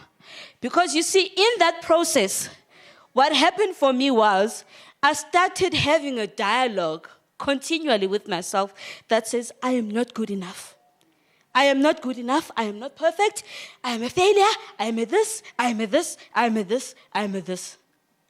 And that's how I labeled myself. And I'm talking about labeling. Then I start labeling myself because I have failed at my achievements. So therefore, now stops being Adelaide. My new name is failure. My new name is I am not good enough. Okay.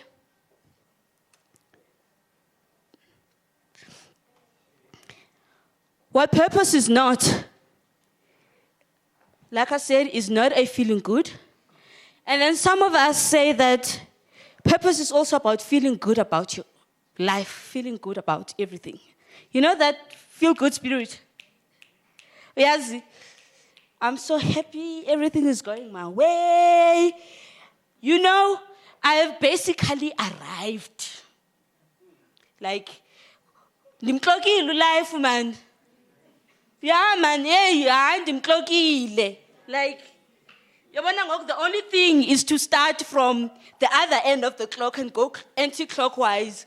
Because, I mean, what else? Like, ndipa, ukubona. But unfortunately, even that is not what purpose is. And then some of us say, okay, if I failed at achieving things, if I failed at that and I'm not good at that and I'm not good at that, let me at least be known for something.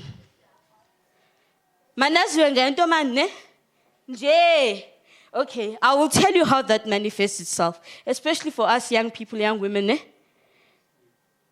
If I'm chatting, at least I'm done. Am I lying? Like, I did not achieve the husband, I did not achieve the education, so at least let me have something that's called by me, so that I can at least gain that sense of accomplishment and that sense of achievement. Okay, if I'm failing at everything, I suck at whatever, I can't do that, and I'm having like the worst life ever than anybody, so at least, man, let me be called, like, let me be called a slay queen. Because I want to be known for something. There's this eagerness, there's this passion inside of me, there's this burning thing that says, I just need to hold on to something. And unfortunately, that's also not what purpose is about. All right. Oh my word.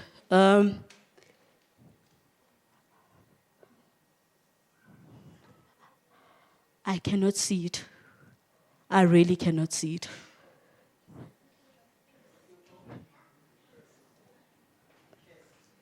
Yeah.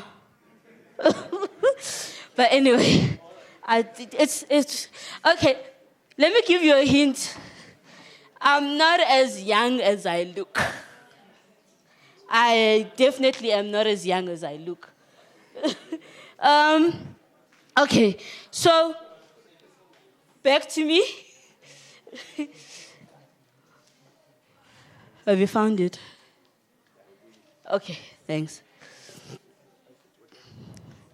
F5 should make it full. Should it flip? Should be full. Okay, it's fine. Continue. Okay. We'll make a plan. There.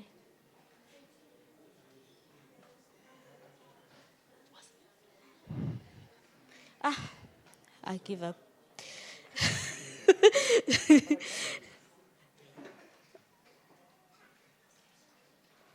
Okay, we're going to take a short break very quickly, but before we do, let me just get through a few points. So, we've dispelled some of the myths about what purpose is not.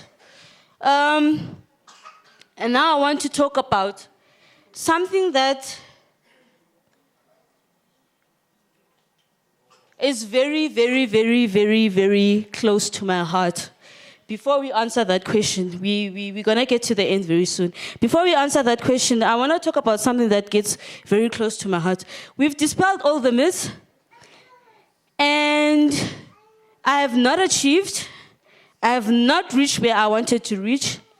Depression sets in. All right? And I know because I have been there. I've personally been there. And unfortunately, not only have I been there, last year, I'm at work and I get a phone call from my aunt back at home. And she says to me, Mchana, all right? And I'm like, all right. And she's in a panic mood. And she says, Mchana, are you all right? I'm like, I'm all right. I don't know, did you hear? And I'm like, what did I hear? I say, Ol Babalo has committed suicide. Ol Babalo is my brother.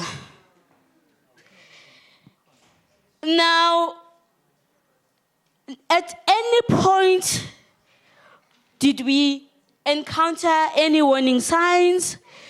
At any point, did we ever hear him say anything about feeling down or anything? There were things here and there where you could notice that maybe he's not in a good space, but we take it for granted and say, yes, he's just going through the motions. Like we all go through the motions, You can leave the screen and just open the presentation for me so I can just carry on. Yeah. So, very painful time. And my first question was, why? Why? And she says, we don't know. He woke up, he went outside, went into the garage, and next thing when we come out, or my aunt comes out after a while, I heard him going out to the garage, and I thought he's gone to do whatever. He's an early riser. He goes and does whatever he does, so she doesn't really pay attention. And then after a while, as she's preparing to go to work, she goes into the garage, and she finds him hanging on the roof of the garage. He has hung himself. There's no note, there's no nothing.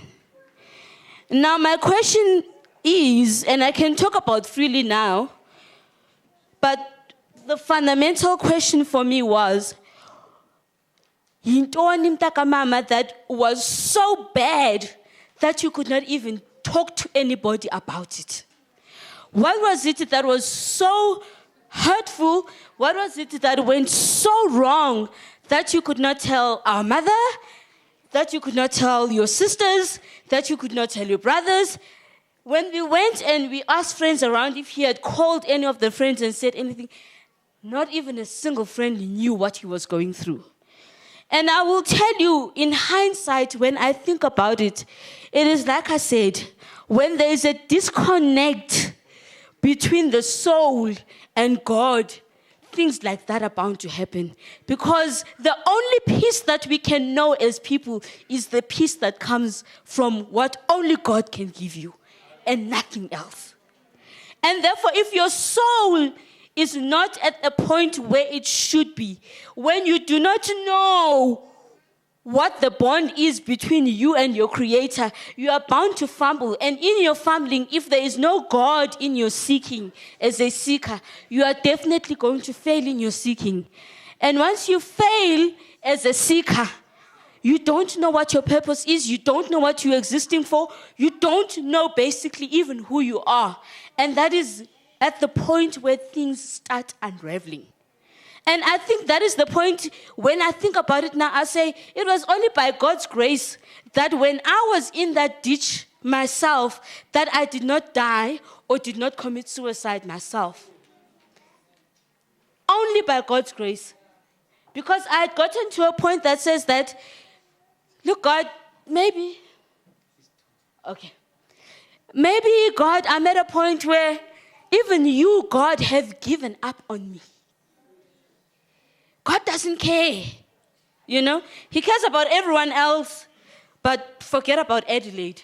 What is purpose?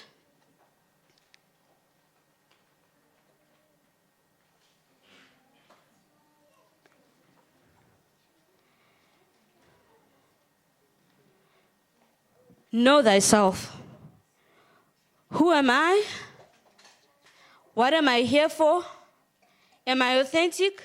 Do I acknowledge myself for everything that I am? Do I see myself? Now we're quickly going to the end and we're getting to the crux of what I want to talk about and what I want to bring home. Your purpose is not something that is external. Your purpose it is not something that can be taken and handed over to you. If you want your purpose, look under the carpet and see if you'll find it. If you want your purpose, stand on the rooftop and shout out loud and say, tell me what my purpose is, and see if the stars and the sun will respond to you. If you want to know your purpose, but purpose is understanding some of these fundamental questions. This is for me. It is understanding who I am And I won't talk about other people. I will talk about me, and I'll keep referring to myself. The purpose is who I am. I need to understand what I am here for. But you see, in understanding what I'm here for, most of the time we mistake that to be location. Why am I on earth for? Why did God put me on this earth? No, it's not about the earth, but it's about what God intended you to be. And what God intended you to be is exactly who you are.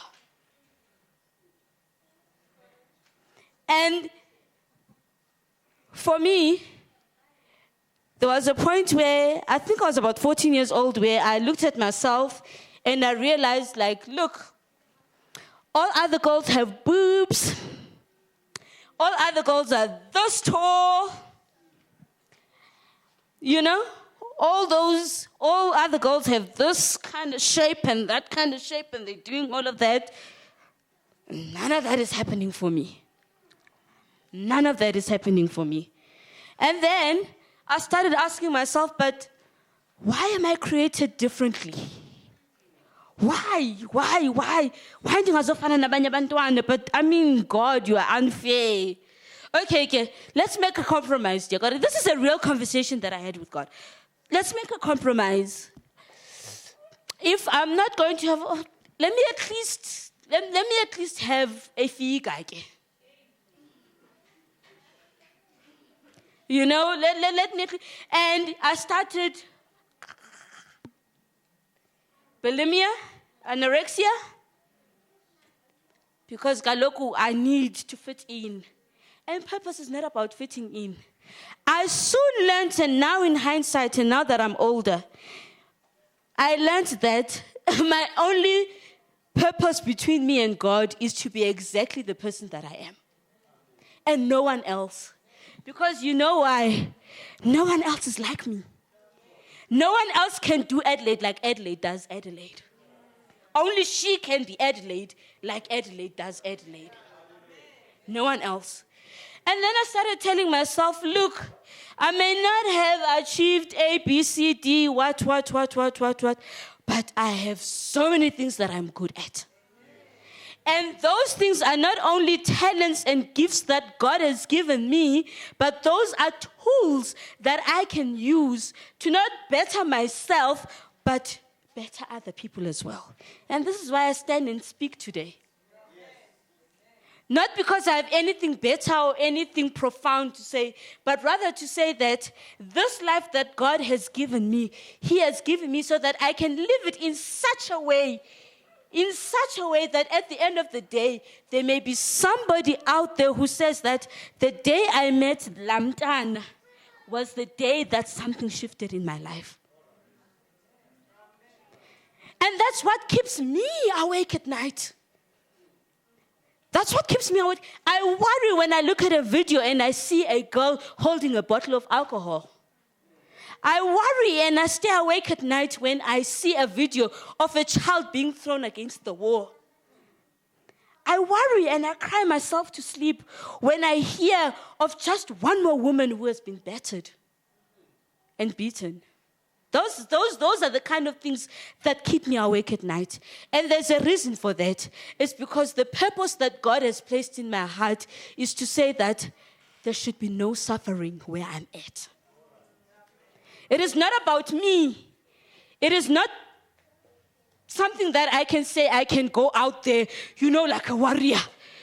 I'm going to start defeating world wars. I'm going to start doing away with rape of children and all of that. No, I don't even know where to start. But the passion that is in me says that every opportunity that I get to love a small child, I will do it to the best of my ability. Spend time with that child as much as I can and show them love. That is my passion. That's what keeps me awake. I don't know what keeps you awake. It is to say that every time I see a young woman or just any woman passing by in tears, I will stop you and ask you, Ndase, are you okay? It does not require money. It does not require anything. It just requires a heart that is connected to the messages that God gives you every day. But the problem with us as people is that when God speaks to us and says, "Tata nala mama," I'll say, but I must know mas. Then the Spirit will inspire me and say, "Go hug that child." And I will say, "But umdaka." Because Tina, what we want to see as purpose is these big things that we can be known for. Not all of us are Mother Teresa's. Not all of us are Mandelas in this world. They lived and they did what they had to do while they were on this earth. But Adelaide is here to do what she needs to do. And now, my purpose is finding out what it is that I need to do. And do that. Now the Bible says that everything your hand finds, with all your might. I like the part that Solomon doesn't say, do it to the best of your ability. No. He says, do it with all your might. Now, my might comes in this package. No other package. This is my might. I have no other might. I have no other strength, but except what is packaged in here. And that is what God wants me to use to make a difference in this world. Nothing else. You see, the other slide will tell you, which I will quickly pass through. It will tell you that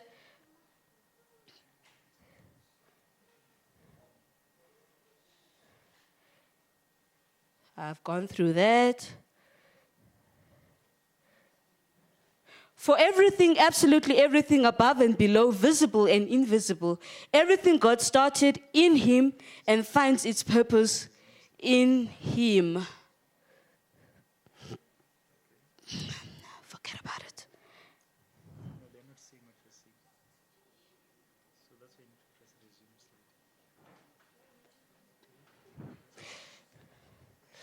It's fine. I'll carry on. It's fine. It says, just some highlights. I said, the might that I have comes in this package. It does not come in anything else. It doesn't come in any form, but it comes as this package that God has made me into. And that is exactly who I am on this earth.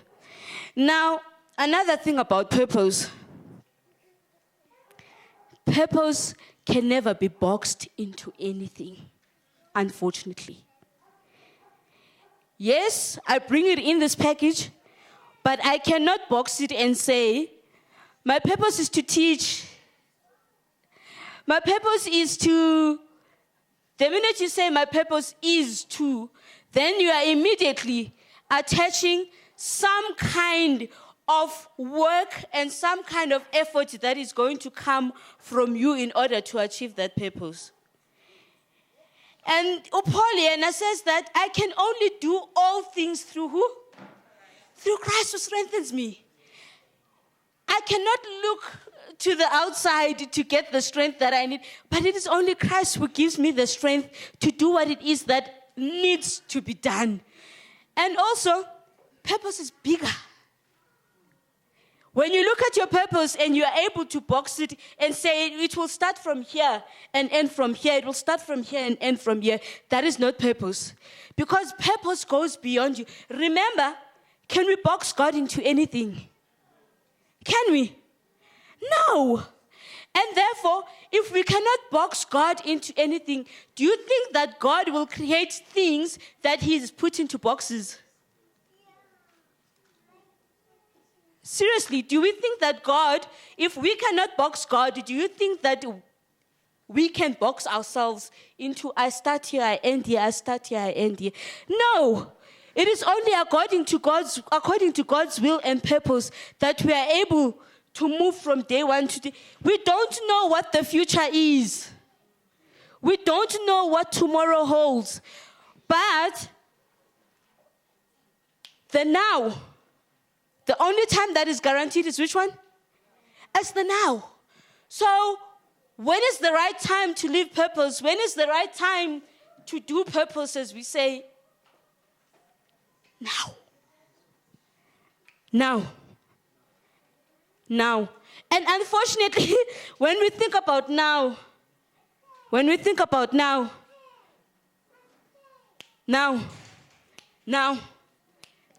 how many nows are there? And how many nows have elapsed since I said the first now? Are you following me? I don't know if you are getting what I'm trying to push across. The only time you have in this lifetime, and this is why it is so critical and so important to understand what your purpose is. It's because you only have now. And now, and now, and now. Nothing else. Because you don't know what the next second is going to hold. Remember, I've just told you a story about my brother. 1 minute, he was alive. Next minute, we're getting a phone call to say that he has committed suicide. Many nows lapse. And if we are going to box ourselves into saying, I can hold off what I can do today and do it tomorrow, you are too late. You are too late. God calls us to be his disciples and to be his purpose, not tomorrow, any other time, but now. Now. Now. And this is why then, once you understand that, and once you create that kind of a bond and relationship with God, then you start understanding that your purpose is urgent. Your purpose then starts burning you. Last thing I will share about myself. 2007, and this is the last, and then let us interact for a bit. 2007, I'm going about my own business, I'm doing my own thing, coming from work, and I come home, and there's somebody waiting for me at home, somebody that I did not really know, but it's somebody that I was seeing for the second time, you know. I'd seen him the week before, didn't know him then from a bar of soap, but then he shows up. Now, when he shows up the second time, he shows up the first time he was with a friend that I knew. And that's how I got introduced to him. So the next time he shows up on his own, I'm like, I'll give you a hearing, my brother. I mean, I'm only a lady after all, and this is a brother, so, you know. Right? What are you doing here? No, I just need to talk to you. I want us to have a conversation. No harm in that. Step out of the car. No, step into the car. But I'm like, okay. You know when the light bulb starts flashing? Da, da, da, da, da, da. Everything is flashing red, but hey, remember I had resolutions, most. Yes. So maybe this is God saying your dreams are about to come true, God. So I get into the car. Next thing I know, in a few minutes after a short conversation of no, nah, no, yes, the car is driving off. I'm locked in the car. I can't go anywhere. Few minutes later, I end up in some forest clearing somewhere, and I come back and I'm soiled. And while after that, I start getting sick. I try to deal with that and whatnot, but I start getting sick and whatnot. The long and short of it is that I go to the doctor. I think this is 2 years after the fact, but sometime after. I've been getting sick a lot. And I'm told that, Sissy, we need to start you on ARVs ASAP. Now, you see, the thing is, we plan life. We outline it, and we give it labels, and we do all these sorts of things trying to catch up with what we think life is. And then all of a sudden, something happens and the world starts crumbling. Just like that.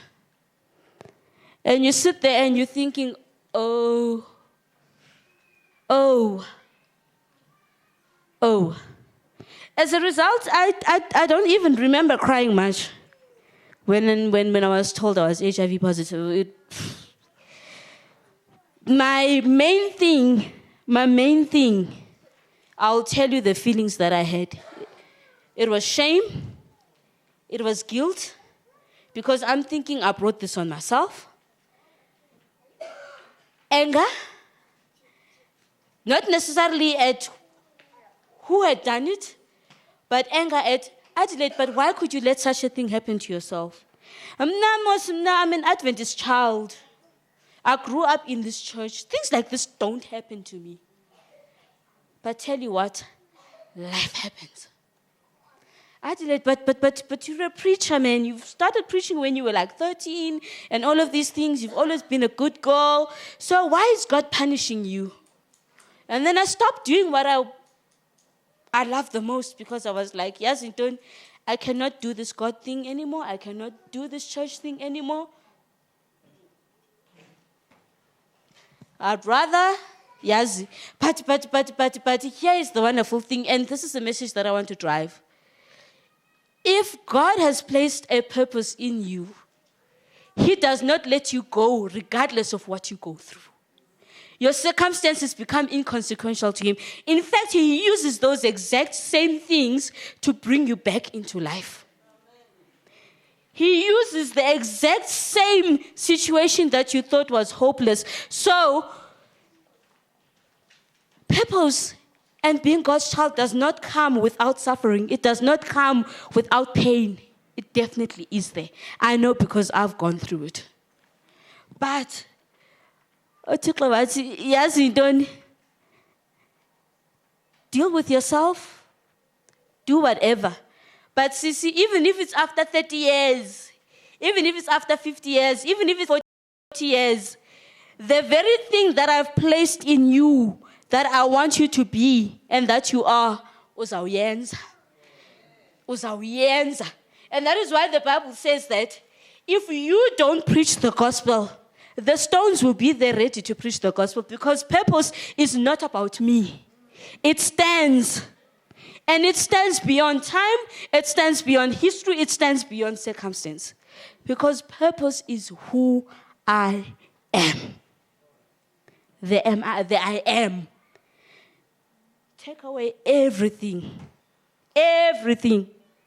Take away the wig, the weave, take away the fancy dresses, take away the cars, take away the profession, take away everything. Take away your history.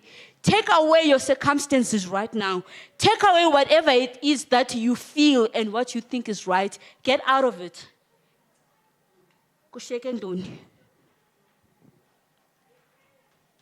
Can I truly say that when I stand naked, without all of these frills, without the profession, without this, can I confidently stand here and say, I am? Because the words that are important is not anything but the words that come after you say, I am. Because what pronounces you is the I am, because that is the definite. What God created you when He said, I formed you in your mother's womb. When God says, I have a purpose for you, a plan for your life to prosper you, the I am. And then I remember the story of Moses. Remember when Moses was standing in front of the burning bush? And he asked God, but God, who must I say sent me? What does God say? He says, the I am. Who are you? Who am I? That is the question in Finasiko Tukena Namtlanje. I don't know, does it strike home with anybody? Who am I? Take away, I've said my history, I've said things I've been through, but that's not who I am. I'm not HIV. I am not my short stature. I am not the wigs I wear. I am not all of those things. I am not a psychologist. I am. Simply because God says, you are. And when God has pronounced on your life, you simply are. That's purpose, nothing else. All right. Close your eyes. Sit up straight.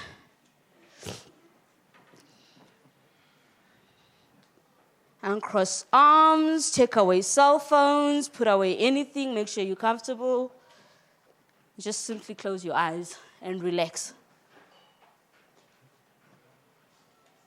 And just relax.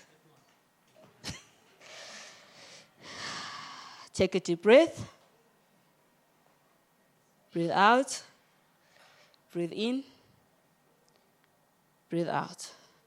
Simply giving you a moment to reflect and to think. Briefly, just a minute. Think about what we've spoken about. But beyond that, think about what God is saying to you. And specifically you. And what you hear Him saying.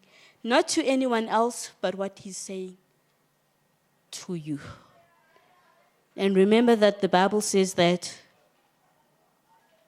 I have formed you. I have created you. You are mine, declares the Lord. Isaiah 43. I have given up nations for your stead. I have given up Siban and Sheba so that I can completely say, I, God, own you. He says, I will look upon your destruction, I'll look upon your wounds, and I will say to the east, bring them forth. I will look upon your eyes that were taken, I'll look upon your ears that were taken, and I will say to the north, bring them back. Simply because I, God, have created you. You are created for His purpose, by His purpose, to live His purpose. Take a deep breath in. Breathe out. You can open your eyes. Anybody got anything to say? Basically got about, 5 minutes. And then we close.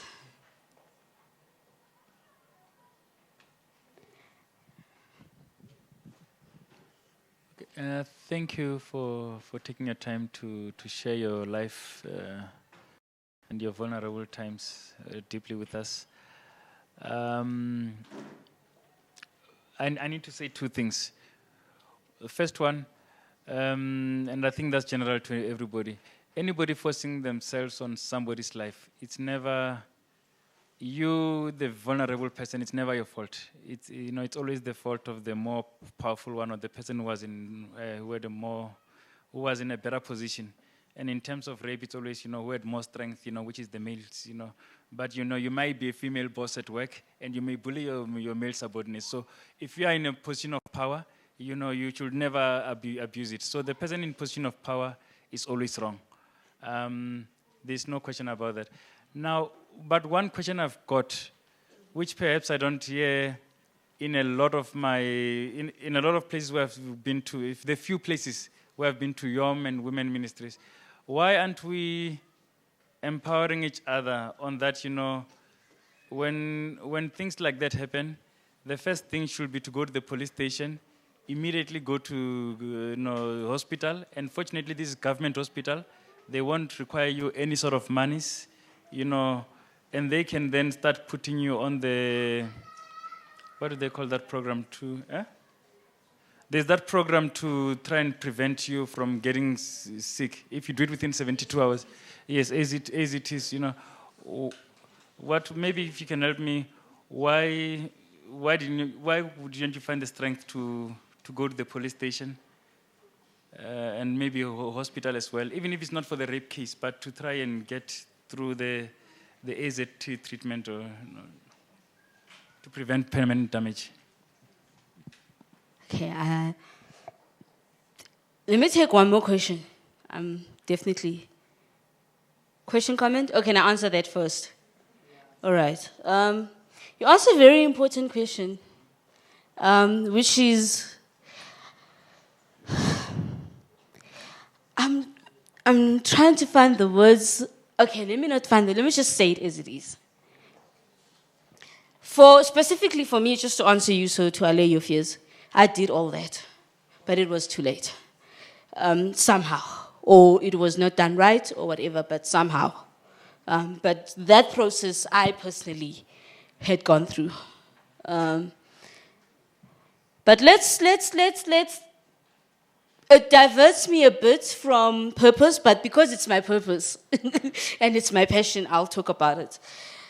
Nothing makes me angry, and I'll use the word angry because, not in a negative way, but I'm saying nothing boils me up and than to realize that in this church, things like rape are becoming so rampant. Rape culture is becoming normal in this church, And unfortunately, if I had the time and we were to go deeper into it, I could maybe give from my own perspective of why I think rape culture is so prevalent in our church. But I'll just skim through it. One is because we esteem church more important than the people who sit in the church pews.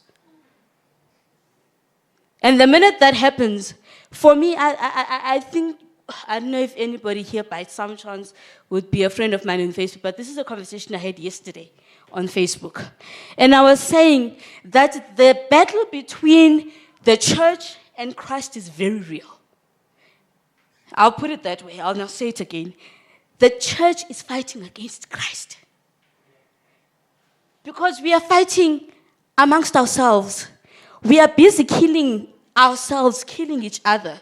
And one of the ways that we are doing that is that even when something like that has happened, maybe I'm lucky in a way that I got to a point where I worked. It took a lot of work to get to where I'm able to say that technically I'm not bothered by what you think and what you say. And this is why I can talk freely about my life and say it. But unfortunately, it's not like that for everybody else. So when something like this happens to you or happens to me, the first thing that comes to mind is I have nobody to talk to. And the reason I have nobody to talk to is because when I scheme, and to an extent that is the point where I became frustrated. Because when I looked like, who can I talk to? Luckily, my mother works in a nursing environment. So she could easily be the first person and we have a good relationship. So while I was sitting in the doctor's pew, they did a rerun of the test and he said, give me 30 minutes. I'll ask the lab to run the test again. So I could, in that 30 minutes, call my mother and say, hey, Tomazana, I'm going through ABCD.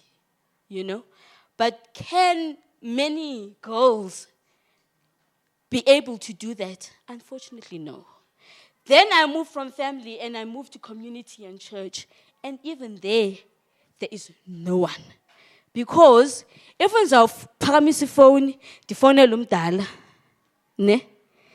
Umdala is probably one, not equipped properly to be able to ask the right questions when I call. Because there are certainly questions that people ask me, the few that I spoke to, who asked me, that I looked at and I was like, but really, come on now, you can't be asking me that. You really, I do not want to be having to answer, why did you get into the car? Simple thing like that, do you get what I mean? Why did you not scream for help? I don't want you to be asking me those questions. And unfortunately, in our unknowing, this is what we put girls through. Other thing, and I will tell you, I did not want to bring this up, but this whole story that I've narrated happened within a church context. As people who sit in these very pews with me. And I sat there and I was like, if a young girl has something like this, or a woman is going through something like that, even somebody who's being battered at home or whatever, let's take it there. Can I truly say that the husband who's sitting next to me, I can come to a brother in this church or a sister in this church and say, Yamona Lumien, he does A, B, C, D. And not expect a backlash from that. I will get a serious backlash. Because one, we believe in the matrimony is holy. So therefore, everything that happens within matrimony is clean. We believe that the brothers who we sit with in these pews, we can only idolize them and make them holy because we want them to be our future husbands. Let's marry within the church. So how now do I turn around and say, yay, lamzalwane? You know? And also, I've heard too many stories of older men violating very, very, very, very younger people. You know? And then it brings up a lot of questions in my mind to ask, but why is that? Simply not looking at anything else, but looking at the age dynamic. That uputom dala, when he looks at that girl sitting over there, he sees somebody that he can sleep with. And then I immediately then want to turn the clock around, turn it, and point it at the brother and say, what is it that you're going through? And for me, those are some of the things, because I believe that this thing is double-sided. As long as we have got broken men, we will continue to have battered women. So both sides need to deal with their story, somewhere, somehow. Because I'm not justifying, but I'm trying to bring across points of why. Because we sit in these pews and we think we are perfect. And we expect everybody that comes in through that door to be perfect. And then when imperfections show, we keep covering them up. And what happens when you keep covering something up, when you keep suppressing it? Izawunuka. Izawunuka. And that is why the church is starting to stink. I have no other way to put it. But everybody needs to deal with their issues. Somewhere, somehow. And this is why it is important to talk about who you are. Because asizazi, whether you are male, whether you are female, and in a twisted kind of way, that's what gives me peace with my situation. And this is why I can say, you know what, my dear brother, do what you have to do with your life. But I'm only praying that you will find the peace that you need. That's where I'm at. But when it comes to the church, yeah.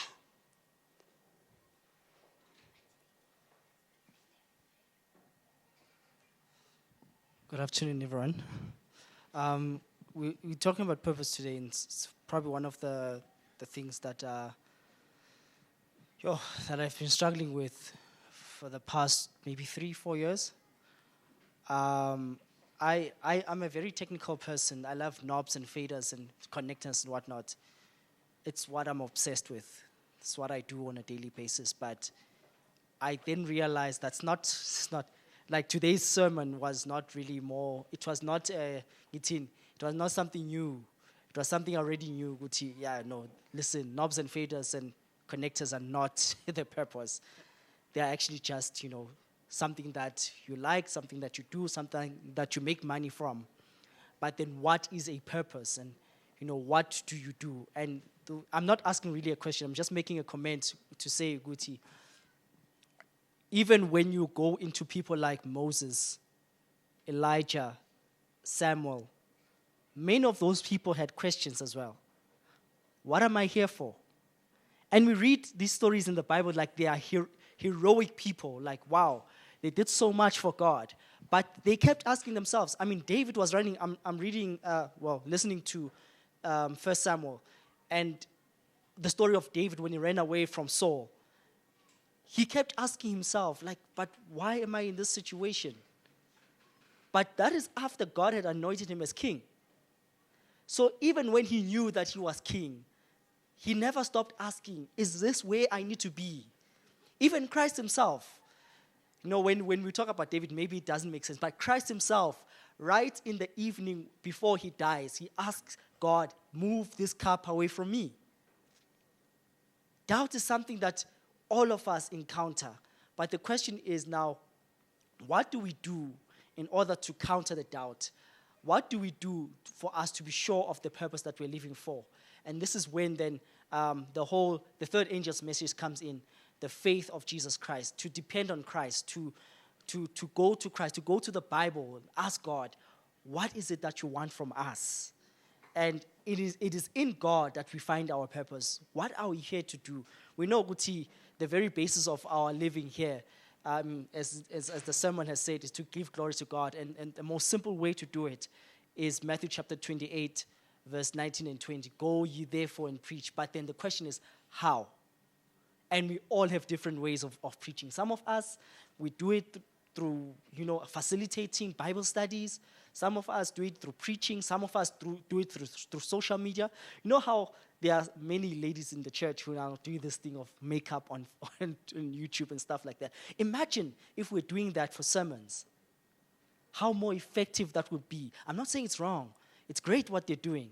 But what if us as guys were to do some YouTube videos of some of the things that we talk about in Bible studies? What if? Could that be our purpose? Okay. I've basically got like 1 minute. I'm pushing it now. Really, really, really pushing it. But I hope I will be given grace just to close off.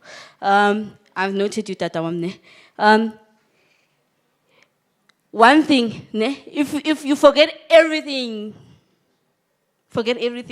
that I've said or that we've spoken about, remember this. When you talk about purpose, you talk about I. It's not being selfish, but it is to keep reminding yourself that it starts here.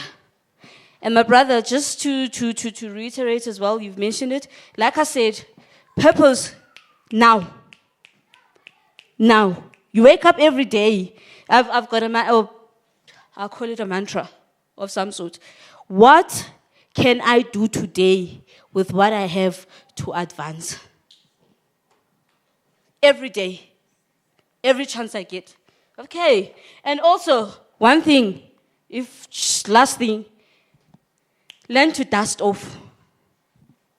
The past minute, this presentation, over, done, dusted. Move on. Because we get so stuck. Whether it's a good thing, whether it's a bad thing, dust off. You achieved the degree. I've got honors now.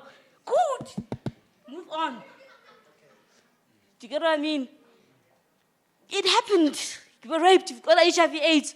Cool. Move on. Dust off. Because that's where we become stuck. That you're last person.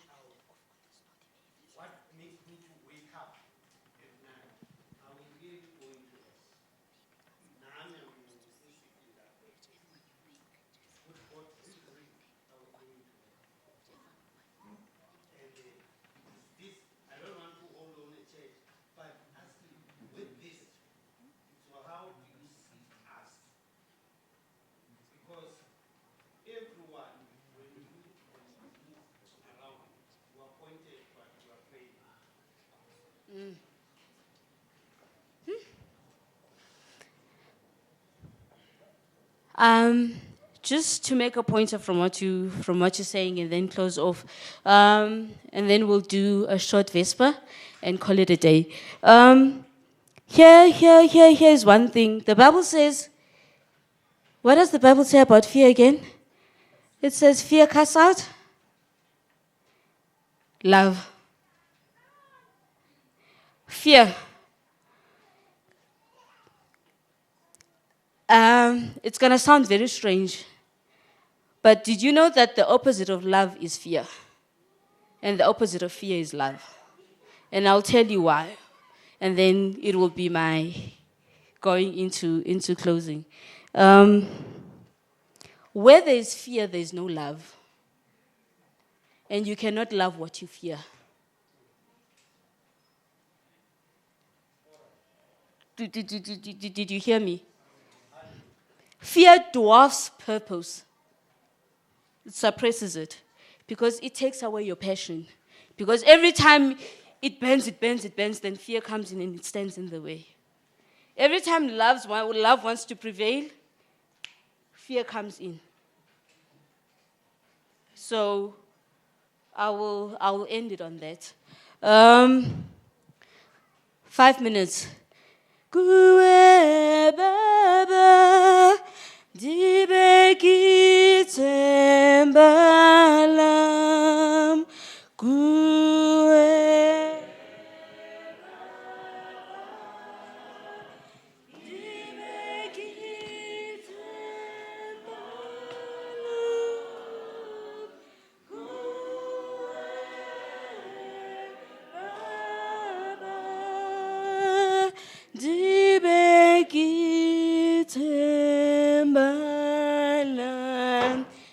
Genesis chapter 18, the verses 14.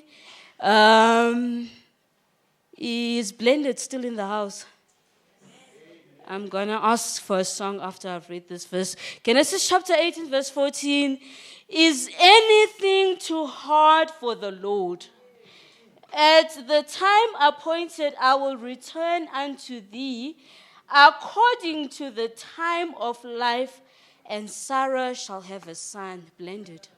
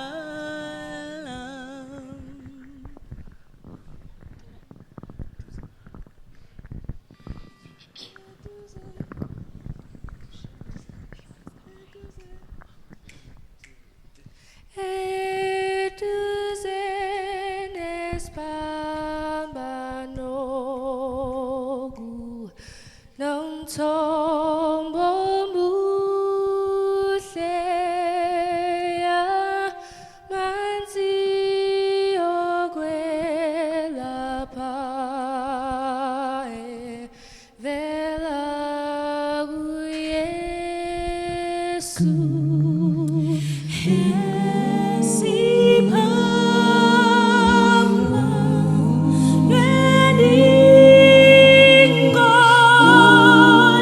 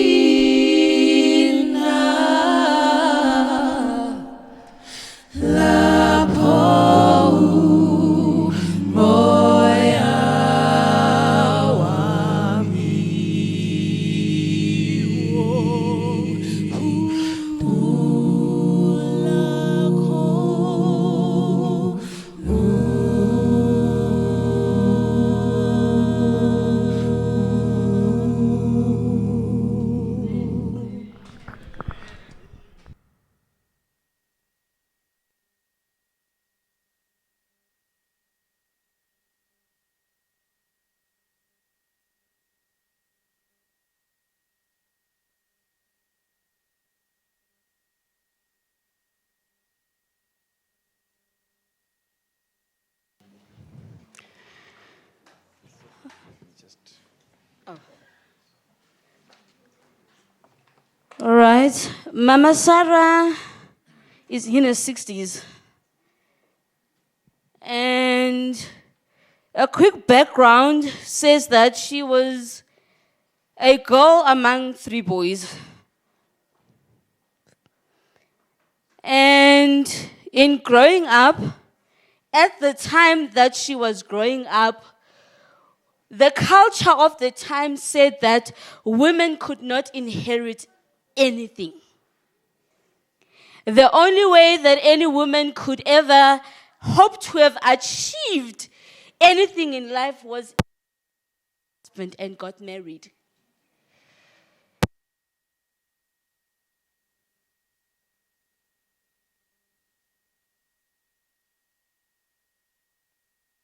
Patriarchy into another patriarchy, but that's not where we are today.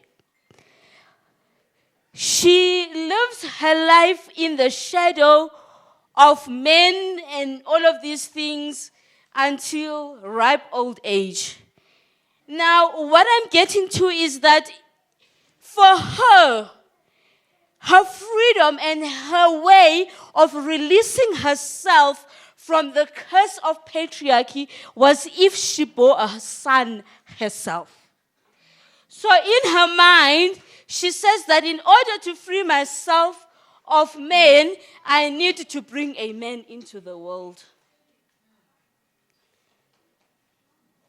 Well, God said, if that is the case, yes, it will happen, but it's not going to happen on your terms. It's going to happen on my terms. And God says it's not going to happen in your way, but rather it is going to happen in the way that I, God, ordained it. And when God speaks to Abraham, and Sarah is still in her 60s, he says to Abraham, look, Abraham, I have told you, and I'm still telling you, that your seed that you are going to be producing is going to be as multitude and as many as the grains of the sand. Remember the story where God takes Abraham and he shows him and he says, like, try to number the sand. And Abraham says, I can't. And God says, that's how many children your seed is going to produce. Now, at that point, Sarah is part of the picture, but she's not in the picture because this is a conversation between man and God. But you see, the thing is, what Sarah did not understand, she sat at home pining and crying over her barrenness when God said that in order for Abraham to prosper, I am going to need you, Sarah. Because I am going to use you, Sarah, to be the vessel that Abraham's seed is going to produce through. And sometimes when we think and we look at our lives and we consider and say that, but if God, you can only give me this one thing. I don't want anything else but give me this one thing. And God says, but look, that one thing that you seek is a key that is not going to unlock only you, but is going to unlock your immediate family, which is your husband. And it is the key that will unlock the future of the world. Are you following me? Now, when God speaks about the reproduction of Abraham and Sarah, he says to Abraham for the second time, and this time in the hearing of Sarah, and he says that, remember when the angels visited, the three men visit the tent of Abraham. And this time, even their names, no Sarah, they are Abraham and they are Sarah. At some point, God even decides to change the name. That is not where I am, but it's very important. What I'm getting to is that in Sarah's hearing now, God confirms what he had said. But you see, now the problem is, at this point in time, there is already Ishmael. Because it took more than 20 years between the time the promise was made or confirmed to Abraham, and Sarah heard about it when the angel came to her. Years went by, and Sarah became impatient. As much as we become impatient with God when we don't get our way. I'm not going to say when we don't get what we want, but we always want our way. And we try to manipulate God into doing things the way that we want them to be done. So she comes up with the solution and says, yes, Intoni, so let me be the one who gives God a plan. And she goes to Abraham and she says, you know, Uhaga, we know the story. Go into her and whatnot, so that we may have a son. And if you research the history, it says she was within her rights to do that and to suggest that culturally. But the problem was that the culture that she was proposing was not the plan that God had for her. Second point, when we feel that God is taking too long and we come up with our own plans, then we want to turn around when our plans frustrate us and go to God and say, but God, there's a mess. And we expect God to start being the one who fixes up our messes after we have messed up. And sometimes He fixes them. He actually does fix them because we expect God to be a fixer. Let me pass again. The promise that was given to Abraham is now given to Sarah in hearing. And when Sarah hears about this, the Bible says she burst out laughing. She burst out laughing and she was like, no ways. And at that time, she's almost at 90. She's 89. And she looks at her situation and she says that, I see everything else, but you know what? I don't even think my womb is even capable of producing anymore. When we think that God uses the tools that we use in order to bring about His plans, no. God has His own tools. He has His own way of doing things.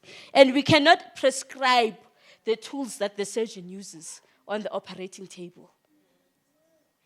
If that were the case, many of us would not be here. Genesis 18, verse 14. 3 things stand out for me on that verse. Sarah is listening, and she starts laughing. And then God turns around and He asks Abraham, but why is she laughing? Abraham turns to Sarah and says, but why were you laughing? And Sarah says, oh, me?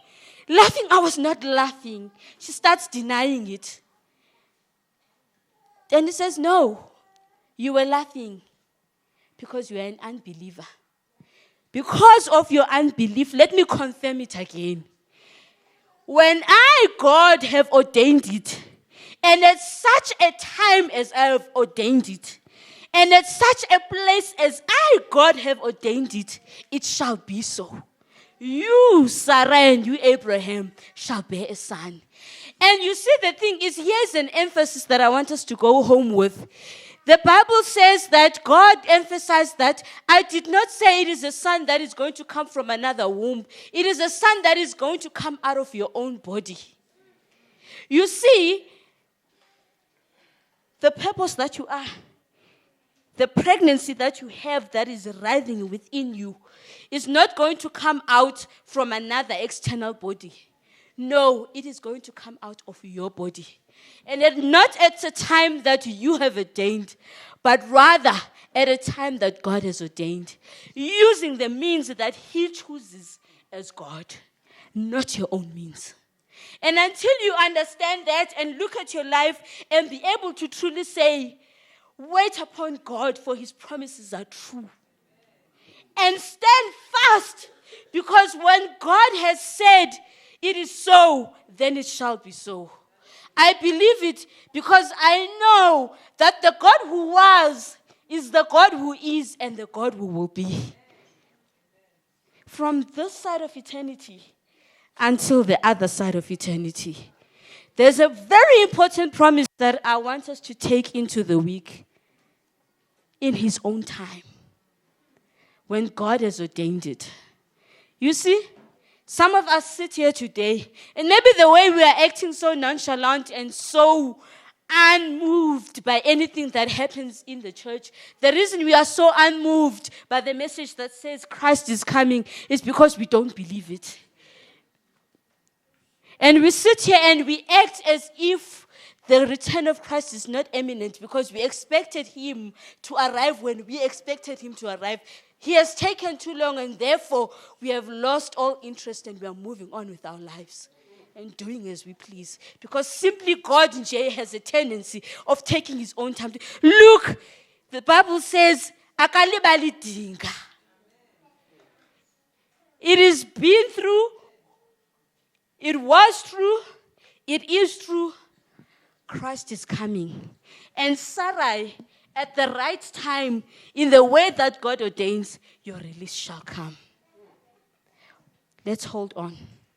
And throughout this week, come what may, let's move on from this side to that side, sibambelele, knowing that uThixo wethu akalibali dinga. Let's close our eyes. Heavenly Father, dear God, we come before you, dear God. I want to thank you, dear Father. Thank you so much. I went into this week fearful, naturally. But you told me something very special, and you said that I've got you and I've got your back. And I know, dear God, because it is not about you having my back, but rather because you've got the backs of all of us in this room, dear God. And this is why, dear God, we had to come together today and hear what you have told us, dear God. And I thank you for that. And I'm grateful, and I thank you, dear God, for the opportunity of learning and meeting you once again, dear God.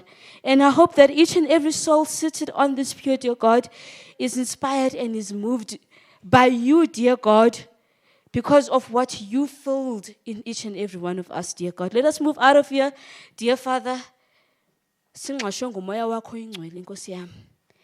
Let it fill us, dear God, and carry us. Not just for a brief moment, but carry us second by second, dear God, through the many seconds, dear God, that are between us and eternity, dear God.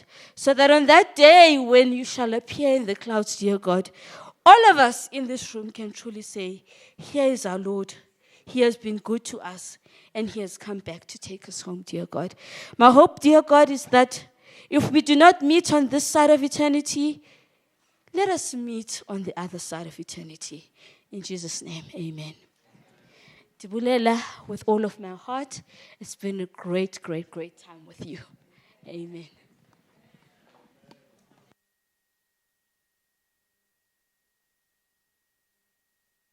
There is a bravery in vulnerability. Ne? Vulnerability. That one. There is a strength. There is bravery in vulnerability. Adelaide, with those words, would like to thank you for coming and blessing us and sharing with us and being so vulnerable and honest. And also, Mandela, don't do that to me. On behalf of the YOM department, I would like to extend a special thank you to all the groups that graced us with their presence. We don't take it for granted. We extend a humble thank you. And to our speaker as well, Pastor Ben in his absence, and to all of you for availing yourself. It wouldn't have been possible without a congregation. In closing, we'll ask Squara to bless us one more time, after which we will ask Mrs. Mudise to pray.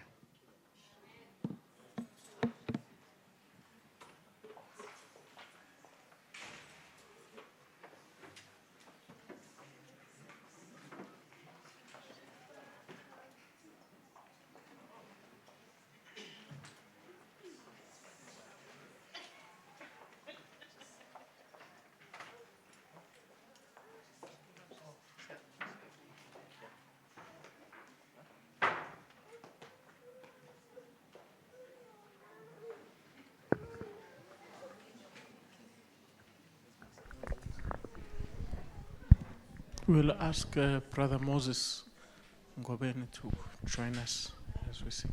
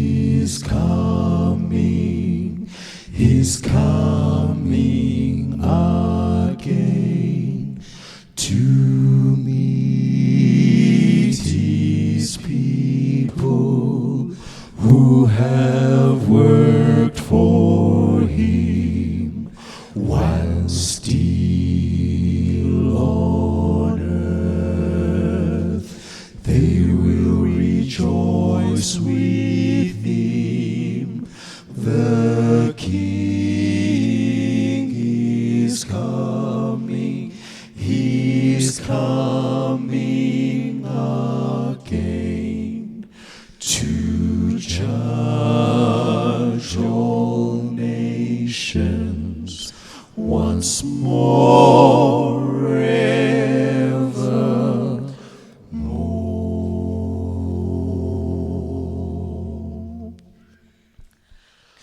The King is coming, he's coming again to meet his people who have worked for him while still on earth. We will rejoice with him.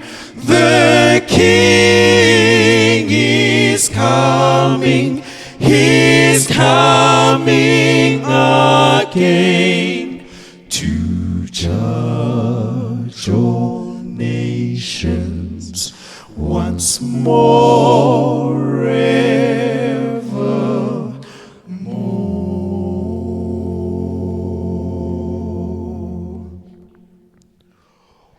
Why don't you be ready to meet this counselor by working before Him and by loving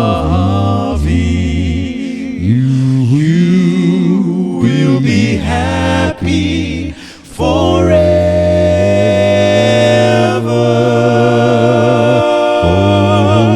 The King is coming, he's coming again to judge all nations once more ever. His name is Jesus. If you want to know, he loves us all, to befriend us all. Why don't you come and meet this Jesus? His kind is good in everything. He wants us while young to work for him. Yes, the King is come.